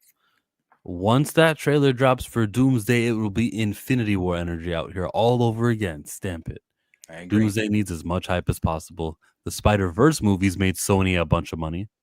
They did indeed. Because it's Spider-Man. In a way, the first movie only was in the 300 millions. The second movie got them 600 millions. You would have to say that merchandise is how Sony made money, but Sony doesn't have merchandise rights. Marvel does. They didn't make that much money off the first movie. Yeah, that and then they re-released No Way Home on $2 day. And then it did numbers on a re-release on a weekend. I think you're underestimating Spider-Man. If the estimation is making more money than Avengers, yes, I'm underestimating. Yeah, you're underestimating Spider-Man. I can't believe you feel this passionate about Tom Holland Spider-Man, about this character. And I mean, you have every right to, but it's not happening. You would think by now they'd be like, oh, you know what? Schumacher might know a little something about box office. And I say they, I mean you and Marcus. But no. Know what? No, I don't think that you know something about box office, because I mean, if I'm looking, maybe I would if I'm looking at the history of our different debates outside of box office, and you had more W's than I had, but you have more L's than I have in our and that's I think that's chat approved. That is chat approved. I think just from our debates on stream about box office. What's the quote that you said not box office, and I'm talking about box office. So if I debated you about no, because Game of Thrones, it's not as if we talk about box office debates all the time like that. Anyway, the biggest debate we've ever had in box office was Superman and Fantastic Four. I'm talking about in the history of our arguments and debates. Yeah. What is it that they say in Wolf of Wall Street? I ask people to judge me by my L's because I have so few. Yeah, I have so few. So please judge me by my losers. Judge me by my L's. Judge me by my losers because I have so few. I'm telling you. I'm telling you to judge me by my L's. Every time we've ever talked about a box office, I've been 100% correct. Well, we've only talked about box office in a debating form once. Fantastic Four and Superman. But that's incredibly relevant to the Spider-Man Avengers box office debate. It is. But I don't think that you can say what the statement that you made about, well, you might want to not make bets with me because typically I'm right. You were right once. Typically I'm right. Again, in the list of our debates. Appreciate you, Xavier. He flat out said no. Brother Stark's here. He says, I don't even like Tom Holland's Spider-Man, and I'd rather see his solo movie over anything else they did this year. Spider-Man, does whatever a spider can. They have the games. Sony has the games, really? It's on PlayStation, right? Oh, okay. They got the games. Good for them. Thank How do you, you Brother think so? Stark, for helping prove my point. And you're not alone in that. That's probably mass people. People.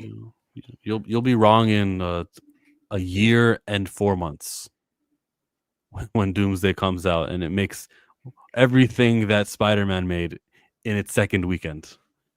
How do you think Sony will handle live action Miles Morales, considering how they did their own trash verse? I think Miles Morales is good. The creators are not involved with the rest of it, so I don't think there will be any like effect at all when it comes to that. They'll keep the same creators. They'll say, "Oh, you know what? You were good with animation. You are going to be consulting the live action Miles." Maybe you're talking about Lord and Miller. Them. Is Lord and Miller not doing the live action Nicolas Cage deal? And weren't they having issues with Sony with that? They were wanting more money. They were wanting this and this and that. They were needing this, and Sony kept shooting them down. Okay. So I don't know if their experience is anything to now. Maybe the show does really well and they make a lot of money from it, and then Sony's like, "Hey, let's throw some more zeros on the end of that and get you to come back." Maybe they do, but if they're going off of the pre-existing relationship, I don't know that they do come back. You're muted again. I said too bad, but there's other directors that are not Lord and Miller. There's Peter Ramsey, I think is a name there. They had like 6 of them for Spider-Verse. And there's enough names and people that they can consult with to usher in a proper Spider-Man live action. They call Brian Michael Bendis. He's not doing anything. Spider-Man game did numbers. I doubt they'll do that. Now they won't do that. I know they won't do. I have my doubts too that they'll call the producers of the Spider-Verse animation and say, "You guys are good with Miles. Help." Yeah, it did do that. I forget about the video. It's not clocking to you that Spider-Man stands on business, is it? It's not clocking to you that Spider-Man stands on business. I gave you the Spider-Man game over the Avengers game. Much more enjoyable gameplay. I'm sure it made more money too because it's word of mouth. Yes, Insomniac killed it with the Spider-Man game, and Avengers sucked. Spider-Man. If Cartoon Miles shows up in the Secret Wars, Darius is always right. Oh, like the Space Jam. I hope not. Jesus, I don't want to be right on that one. Space Jam. I'm Miles Morales. It's okay. Look, I'm Spider-Man. Whoa. You. Because I already didn't like when it was live action Aaron Davis and Across the Spider-Verse. I didn't like it was live action Toby. I was like, oh, I hope I'm not right. I was like, please don't do it. Please don't do it. Yeah.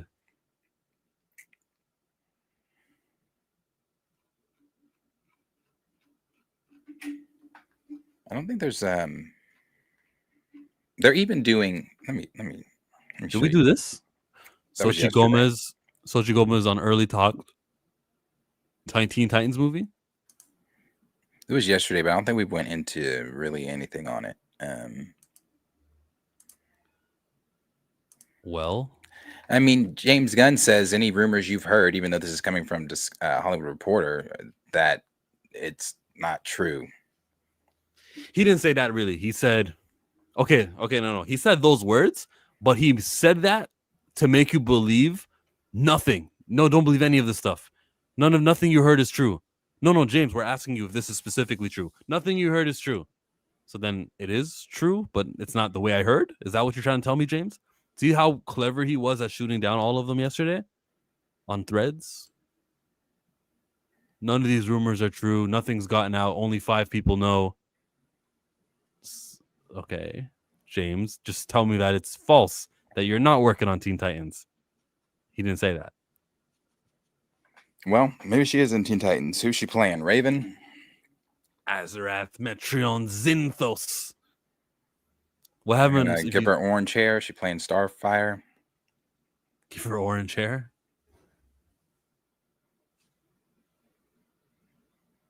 Who is she playing? I mean, those are the 2 girls in the group. So she finally gets another premiere of her own to go to now. Bless her. Yeah, she's at every Marvel premiere. Haven't seen what's her character's name? Punching Star. America Chavez. We haven't seen America Chavez since 2022 in May. Doctor Strange. It's been 3 years. Marvel, get it together. Yep, I haven't seen her. But also, who's looking? Are you looking for America Chavez? Just it's interesting because she has a multiversal power, and this is that world. This is that phase. Like she could probably find Monica Rambeau Photon. Exactly. She's going to do all of those things in Doomsday. She'll be back in that time that we hadn't spent with her since 2022. I guess that we're missing. She'll punch stars and find universes and all that in Doomsday. Okay, so Captain Marvel is going to be on one of her calls. She'll be talking to Wong, and he'll say, we have someone who might be able to help with that. And that's how we get into her finding universes, finding where Monica went, bumping into Doctor Doom, bumping into the X-Men. This is crazy. This is a good movie, bro. Doomsday? What? This is going to be a fun adventure. I agree, Mr. Moodle. I'm not interested in her character. I'm interested in what she does in this phase. And then she'll be never allowed to punch again. She's going to punch holes and find... She is the MacGuffin. She's going to punch a hole. Hey! That was easy. There's Monica. Sure, he's going to be like, can you find my brother? Nah, it doesn't go there. It doesn't go there. We don't. Maybe my left hand? Maybe? No. Still dead. It doesn't go there. It's sure he's going to be like, Franklin Richards can resurrect dead people? Well, take him to this coffin. And then Franklin will say, nah, it doesn't work. It's out. Oh, shit. It doesn't go there is funny as fuck. Can't find T'Challa. But I can make Tucson older. Doctor Strange coming with the time stone. Look, he's older now. There, you got T'Challa. That shit is funny. He said it doesn't go there. They just don't. She needs to upgrade. She needs some more time in Kamartaj. Oh, funny. Okay. Yes, well, she'll do that. She'll punch hearts and stars and Doomsday and Secret Wars. I'm sure from what the remember the little plot leaf we read, she's one of the major pieces Doom's after. He needs her power to be able to just to different realities, like Wanda. He needs Wanda because she can create realities. And he needs Loki because he is holding together reality. He needs an expensive cast. It is. It is. What's this on the side that you were trying to show me? It looks like Spider-Man? Yeah, that just adding to my point. They're doing Lego fucking recreates of images from the set. All right. So the Spider-Man hype, the Spider-Man craze, the Spider-Man fandom, it's pretty wild. It exists. It's out here. And they are out here doing the damn thing. Doom just collecting people's stones. Franklin, Loki, Wanda, Chavez. He ain't slick. People are the stones. That's the new multiversal gauntlet. He's going to have a tattoo of everyone. Remember, anchor beings. Anchor beings. Anchor beings. Logan was the anchor being for all the X-Men movies, right? Logan. He's the anchor being of the reality that, well, actually, I don't know that for sure. I don't know. No, because he damn sure wasn't the anchor being of his reality. the Logan we spent time with in Daredevil Deadpool wasn't the anchor being of his reality. I'm happy though to hear that anchor being, something they invented last year, will be used in another movie next year. Like that's kind of the continuity that I ask for. Marvel, continue things. Yeah. I'm just I could just imagine, like, it's like, boom, we got Monica, and then Shuri's like, oh, can you help me find my brother? No, it doesn't go there. It would be so useful. It doesn't go there. Killmonger will come out. Let me try again. Psh, it's their dad. Okay, one more try. Ugh. The sound Where effect. is there? Spider-Man and Batman are characters that will always generate hype. Yeah. I need anchor being to never be spoken of again in the MCU. The premise is complete BS and I loathe it. I don't blame him. It's a MacGuffin. It'll serve its purpose and we'll never hear about it after Doomsday and Secret Wars. Why can't they be anchor objects? Why they always got to be anchor beings? Because then they just become Horcruxes. Oh, so they got to be beings. Some Horcruxes were items, like the snake, the basilisk. Wasn't that a Horcrux? That is an item. It's a living thing. It's a living item. Okay, so he should go after Galactus too. He could be his Power Stone, quote unquote. Just finding Galactus in the vacuum of space. You're useful. Yeah, I can see Galactus showing up in Secret Wars. I would hope so. Girl, my name is America Chavez. I can't save no Africans. This anchor being stuff doesn't make sense. Like their concept of the multiverse. Spider-Verse films did a better job with the multiverse. He was the anchor being for the world. Logan, right? He didn't help because he let all the X-Men die. And then he becomes a new anchor being for Deadpool's universe. Ooh. I don't like that. Nope. You can't just be another anchor being outside of your own world, your own universe. If depressed Logan that Hugh Jackman was playing in this last movie gets to be an anchor being for someone else, nah. He's not depressed anymore. He's found a family. Still. He's happy. Back with X-23. Well, he didn't know her, but she knew him. So in his universe, they were the X-Men, like they had the comic accurate uniforms. They knew the Avengers. He said, fuck the Avengers. Where's that universe? Can I find that one where the X-Men interact with the Avengers? Can't wait for that. I can't wait for that. It just depends who's writing the story. I can wait. I think, if Feige is still the president in 2 years, his movies and everything he's got in development for 2028, which is the Black Panther movie, an X-Men movie, and I think a Blade movie, so he says. I'm kind of like, ooh, Kevin Feige, I'm down on you. I don't want that you're going to have input on these movies, but fine, after that, what are the X-Men doing? After that, what is Thor doing? After that, Doctor Strange. After that, I want to see the post-Feige Marvel world. He was fine for his beginning. He was fine when he started. He has proven to me, and his unwillingness to connect TV shows to movies, and he's proven to me now he is the wrong guy for the job. So I'm finished with him. Feige. You're still with him? You think you haven't given up on Feige yet? Oh no, I won't say I've given up on him as far as his ability to produce and do certain things. I've given up on him as far as my believing in him as a president, believing in him as especially with the Kang actor comment. I think that was really the straw that broke the camel's back. Especially, and the reason I say that is because I went on this before. I said this the day we talked about this, because you put your eggs in that basket. No one held a gun up to Kevin Feige or Marvel's head and said, you better put all your eggs in Jonathan Major's basket. You did that.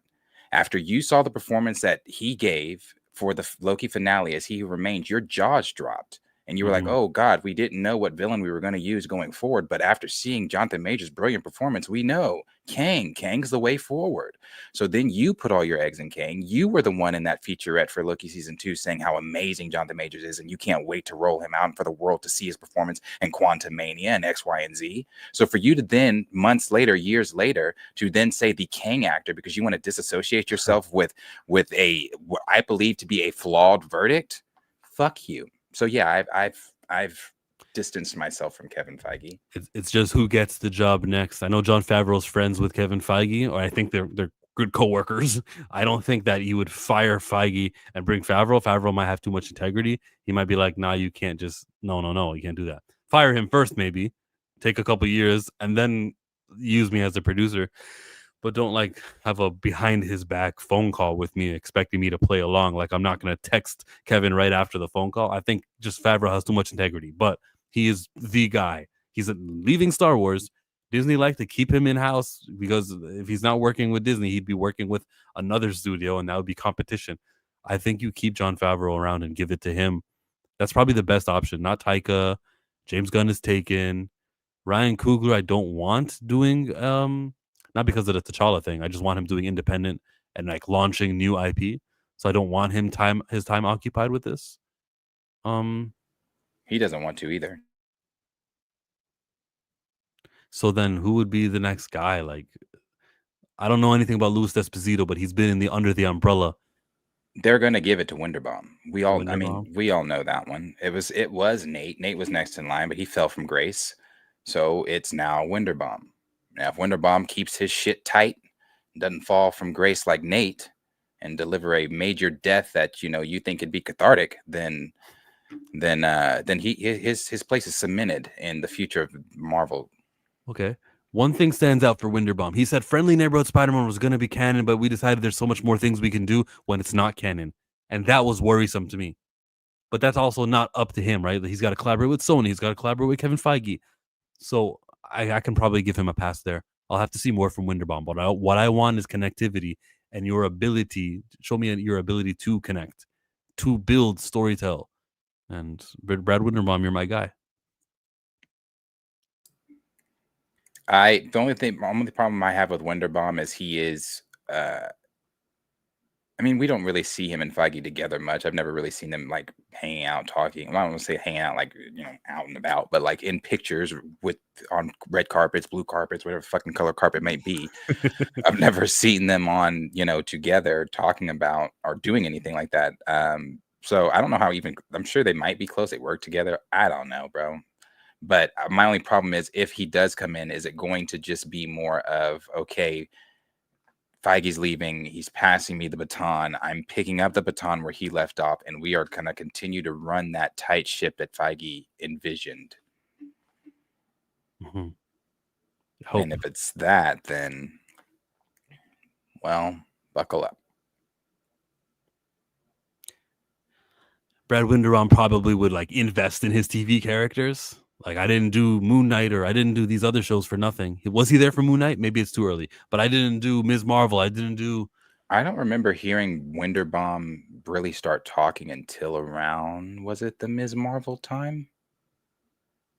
Was that when he really started like, yeah, because Ms. Marvel, what was that? 21, 22?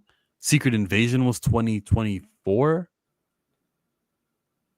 No, it was around that time after the press and after all the stuff had died down for 2023. Yes, because that's when Nate everybody was like, hey, have you seen this man? Where's Nate been? He hasn't given no quotes, nothing. That was that internal shit they were doing where it's like, hey, you ain't got to go home, but you got to get the fuck out of here. And they ushered in Winderbaum, and that's when he's like, hey, and we started seeing his face more, and I remember saying, who is this? Who the fuck who is he? He's talking a lot lately. So yeah, he's probably in line to take over. His movies or TV shows that he contributed to were these: Secret Invasion, Loki season 2, Echo, Agatha All Along. So if you're a WandaVision, if you're a fan of Wiccan and Speed, you might get those characters. He did Your Friendly Neighborhood Spider-Man, Daredevil Born Again. This is his era. Ironheart, we might actually see more Mephisto and more Riri Williams. He's going to be doing Marvel Zombies, Wonder Man. He's going to be really behind Vision Quest. They've got slop. So I wouldn't like to see the stuff he worked so hard on, like Ironheart. I and can't Vision call Quest. Vision Quest slop. We get Ultron. We're getting Vision back. Potentially. Miss Maximoff. We're getting to see Speed. And all of this leads into, I'm assuming, Doomsday. Now, I know everybody doesn't care like I do. I'm invested in the Maximoff story and the family from WandaVision, and I really care for that character in the MCU and that family in the MCU. So I know everybody's not as high on it as I am. But, and I wasn't even up to the lead up to Agatha as things started coming out and changing. But as you sit down and watch Agatha's not like, it's not bad. It's not, I wouldn't say it's the best thing. But it's not bad. I just like it because, again, Wiccan connections to Wanda. I hear you. Marvel. Slop. So Michael Nemo says, slop confirmed. Star Wars doesn't look like it's going to be sloppy the next year. I think next year is going to be solid. Coming up with Darth Maul's Shadows, that's going to be cool. The Mandalorian movie should be good, if not good, really good. We should have... What else is Star Wars doing? But they only have those two things, right? Visions. Starfighter. Oh, yeah, that's 2 years from now, Starfighter. So I thought that was 2026. Is it 2 years from now? Yeah, it's 2026. Excuse me. 26 is Mandalorian and Grogu. 27. Okay. Okay. But look, this has a better, brighter future. Less like flop, less things we're not interested in. Marvel still got to get out their stupid little Wonder Man series and other Daredevil, that won't connect to much. Where John Bernthal will be cast as Punisher, but it won't connect with the Spider-Man Punisher. I actually am very interested in that presentation, especially if it's going to be rated R. I mean, Punisher, just as in general, is a great character. Frank Castle is a great character. So when you get Frank, you're going to get a lot of that, gritty level, street level violence and like the scene that were him hitting the people with the bat and stuff. It looked like New York was on fire from the stuff they were filming for the presentation. So that one I'm actually interested in. Cornelia said, how did you become such a big Wanda fan? Honestly, it was WandaVision. I mean, I really like Wanda in the comics, especially House of M. When Wanda does, I like crazy villains. Maybe that's why the Joker is my all-time favorite villain. I like when villains have lunacy to them, when they have a little crazy attached to them, and Wanda has a little crazy attached to her. She at any time can freak the fuck out and change comic history. And so I love Wanda, and then the approach they took with her in WandaVision,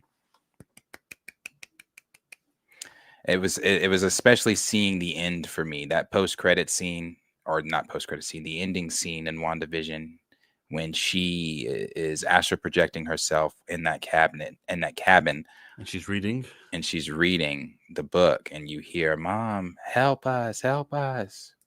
That look she gives, I was like, oh my God, she's so crazy. I love that shit. Love it. So yeah. Love me some Wanda. Wanda and Vision. I love their relationship. Okay. We might see it in Vision Quest, but no guarantees. No guarantees. But we get Ultron back. Now him in a human form.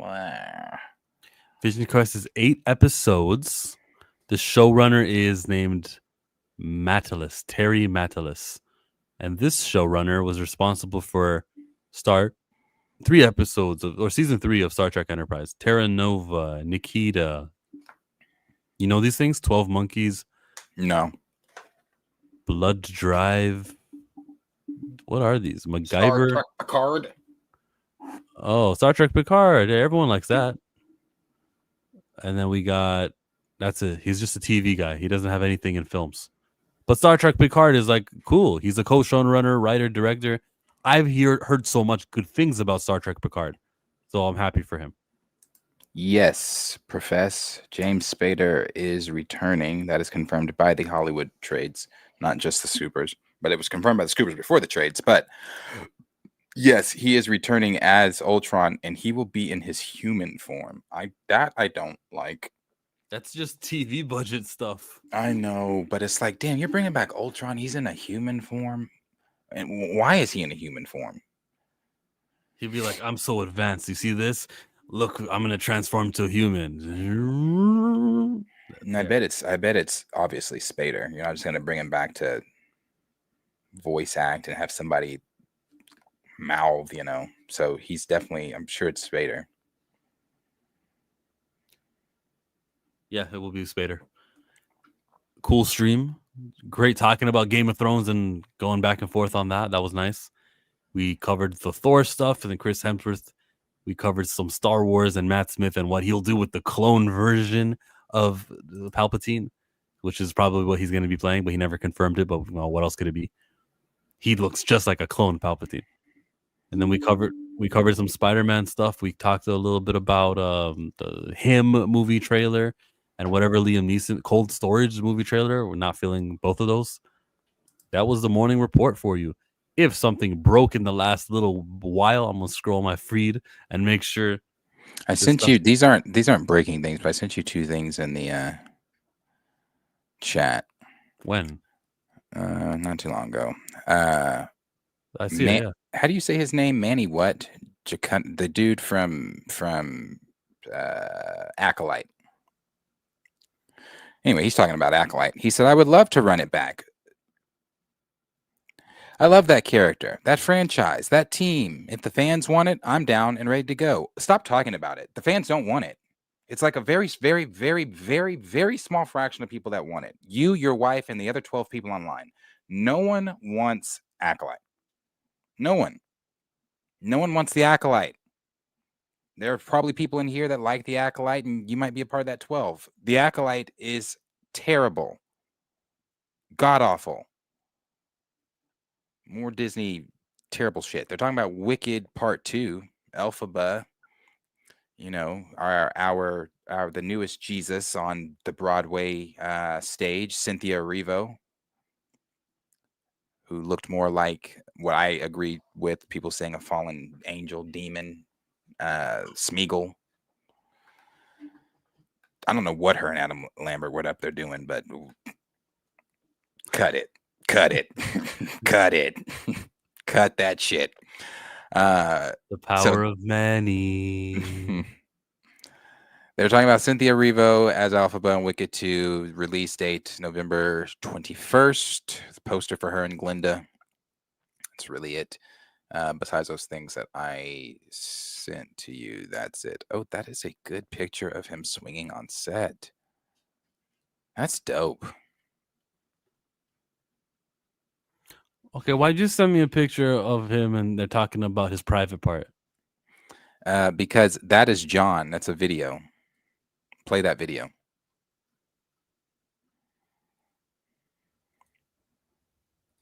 This doubles. You know what? I want to say this too about this picture. This picture right here. You know exactly where the light source is if you look at his junk. If you look at his junk, you can see exactly. I just want to just reemphasize that for everybody. This doubles down that you know exactly where the light source is coming from if you look at his junk. Just want to throw that out there. It's enlightening. Anyway, please continue. It's enlightening. It's enlightening. It's enlightening. You know what? I want. So that's John's a joke. doing That's it a joke again. based. Yeah, because during the No Way Home thing, he was trying to say, look at the shadows. You can tell there's another Spider-Man standing next to him because of the shadow around his private. Like there was a thing from 2 years ago, right? That's a callback joke. He doesn't actually. What was he going for there? Maybe it was a joke, or maybe he really is serious. Look at the lighting. He was serious the first time he said it. Maybe it is a joke. I don't know. But he's doing it again. Doing it again. Okay.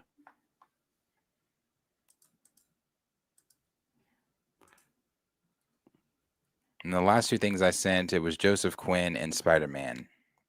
Okay, I got the Spider-Man open. Wrong button. Here.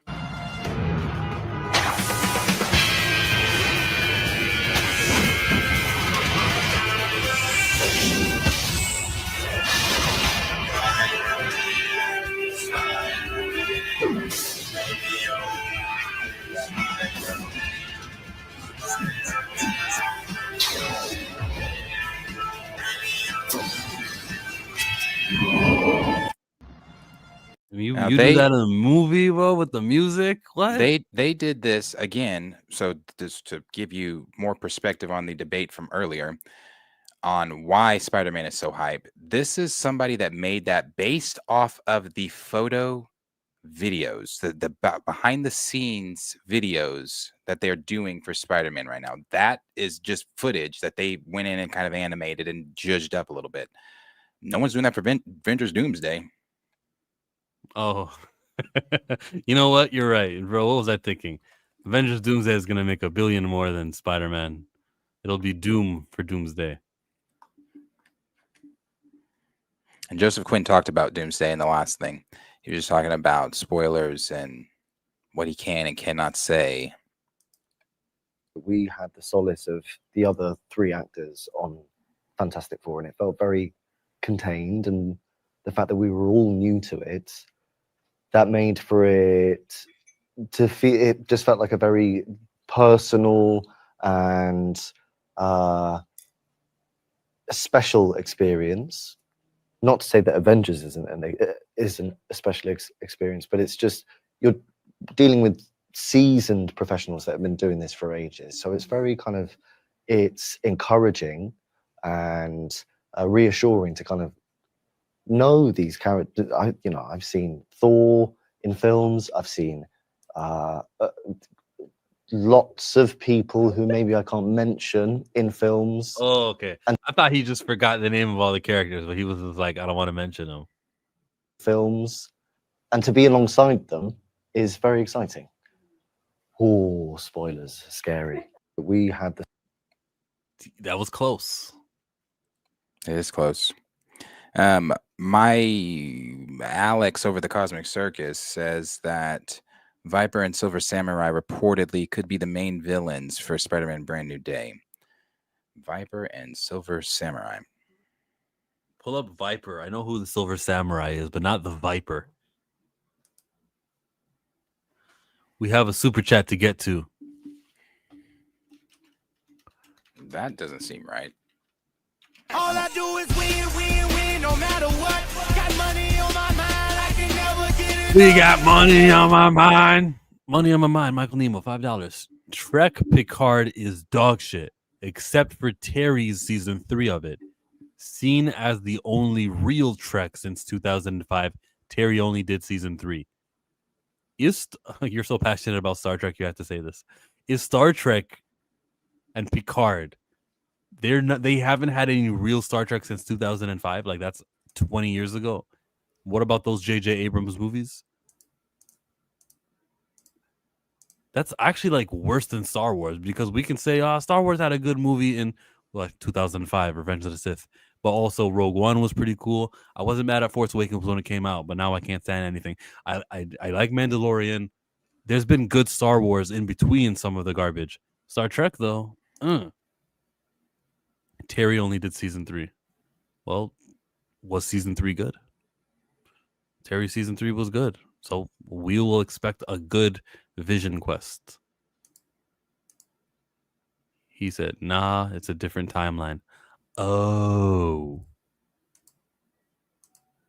Is it like Zelda where there's like 3 different strands of story you can tell if Hyrule was flooded and if it wasn't flooded? Is it like that? There's 3 timelines? How many timelines in Star Trek have they done? And what's the real one? What's the one from way back when with Nichelle Nichols, is it?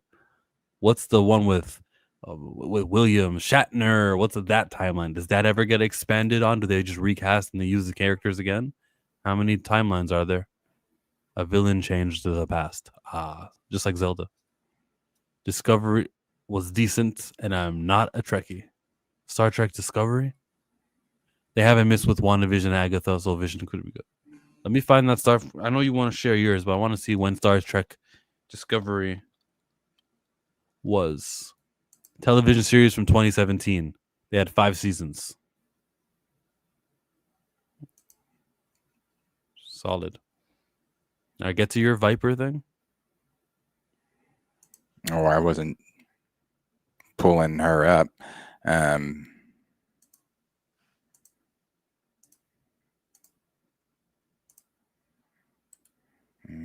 You can look at it in the chat. If it doesn't have sound, you can share it.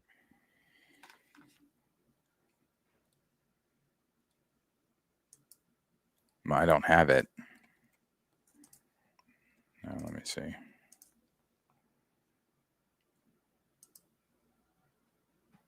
It's a video. It was the same power both times. It was corrosive saliva. Well, that's why I had very little enthusiasm when I said Madam Viper. Oh, healing tech. I get it. She fights. Okay. She could be a villain for Spider-Man. You are muted. Correct me if I'm wrong or help me if I'm wrong. Why are we considering Val to be Madam Hydra in the MCU? Is she? What? And I'm only doing that because I maybe just went down a rabbit hole with this deal. But what? No.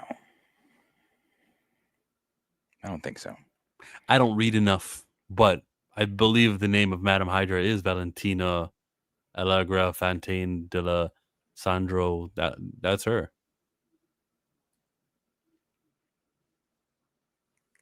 That Wolverine was decent. I didn't think it was that good of a movie, but it was okay. If you're saying it's decent, that's decent. Sure. Maybe they didn't want to focus on Hydra. That's not her name. Viper's name is not Allegra de Fontaine. Is Madame Hydra's real name Val? Mm-mm. It's Ophelia Sarkinson. Is Val even a comic book character? I don't think Probably something from the 1990s. Allegra de Fontaine. Yes, that was the name. But you can just call me Val. She was in... Kind of hearing her voice is Hermione. It's Leviosa. An important franchise in the MCU following the movie's release, indicating that the studio's desire to produce future sequels. I like this. I do like the vote of confidence. Bob Iger calling it an important franchise. Yeah, what else you got? Like, it's not like, no, don't worry, we got the Thunderbolts. So you don't have that. You kind of don't have Falcon calling himself Captain America. What are the other duds that they've had? Ant-Man. Ant-Man's not getting a third movie or fourth movie. You're slim pickings. And if I want to see somebody return, which is what the point of the MCU is, attached universe, everyone's returning, let me see the Fantastic Four in 2028. I'll see them in Avengers and Avengers Secret Wars both. And then let me revisit them in 2028 and 2029. Make them integral. Make them like, yo, you guys are going to keep seeing these guys. And there's 4 members, so one might show up on a TV show in New York or a TV show there. It's a good sign. Like, it's a good sign to know that they're behind these characters. Lots of people like their movie. I thought the movie was like entertaining. I just didn't think it was in the same universe. But it was, it's fine. Like, it's not. There's no problem with these characters. All 4 of them did what they had to do, and they executed. For the CEO to finally say what the statement is, that they're making it seem like they're going to reappear, just everything's up. Yeah. Now what he's got to do is do what he did with Lilo and Stitch, and wait really, really long until it shows up on Disney Plus. That 90-day window is too short. Make it 100 days. Make it 200 days. Expand it. Make people incentivized to see it in the movie theaters. You might actually make a solid 30 million just off of that decision alone. Because people will be like, I got to see this movie. And there'll be a fear of missing out. Or I can't wait until streaming. They take too long to get to streaming. I'll pay. Like, you can make a lot of money from that worldwide. Thor. Yeah, good. Better make the Blade movie. Nah. Shake my head. The way Sam only has the ability to talk MFs down. Weak. That's how Marvel has to do it. Yeah, 3 years. Let me see these characters again. Disney is racist? No, they're not. They're just misunderstood. But yeah, no, that is it. That is it. I don't see anything else on the vexing. It's vexing. I wasn't worried about it, Sure. and because she did a I got some Levi's news. ad. Yeah, don't. Hey, brother. Like I said, that's why I'll be muted. Don't get me started on the shit. Don't get me started on the shit. That they're going to be shocked with a lot of stuff. They're going to be shocked with their Christianity belief on Judgment Day. They're going to be shocked when they find out where country music really comes from. They're going to be shocked to find out that, hey, you know, cowboy was a derogatory term first, but okay. So anyway, 8:15 in Central Standard Time, 8:15 Eastern Standard Time. We will be back here on the Pantheon streams, and you can come and hang out. If you like what you saw today, tell a friend to tell a friend to tell a friend to tell a friend to come and subscribe, like this video, hit us up on our individual channels. Hope you guys all have a blessed and safe rest of your day. Thanks for coming in. Peace out. See you in the next video.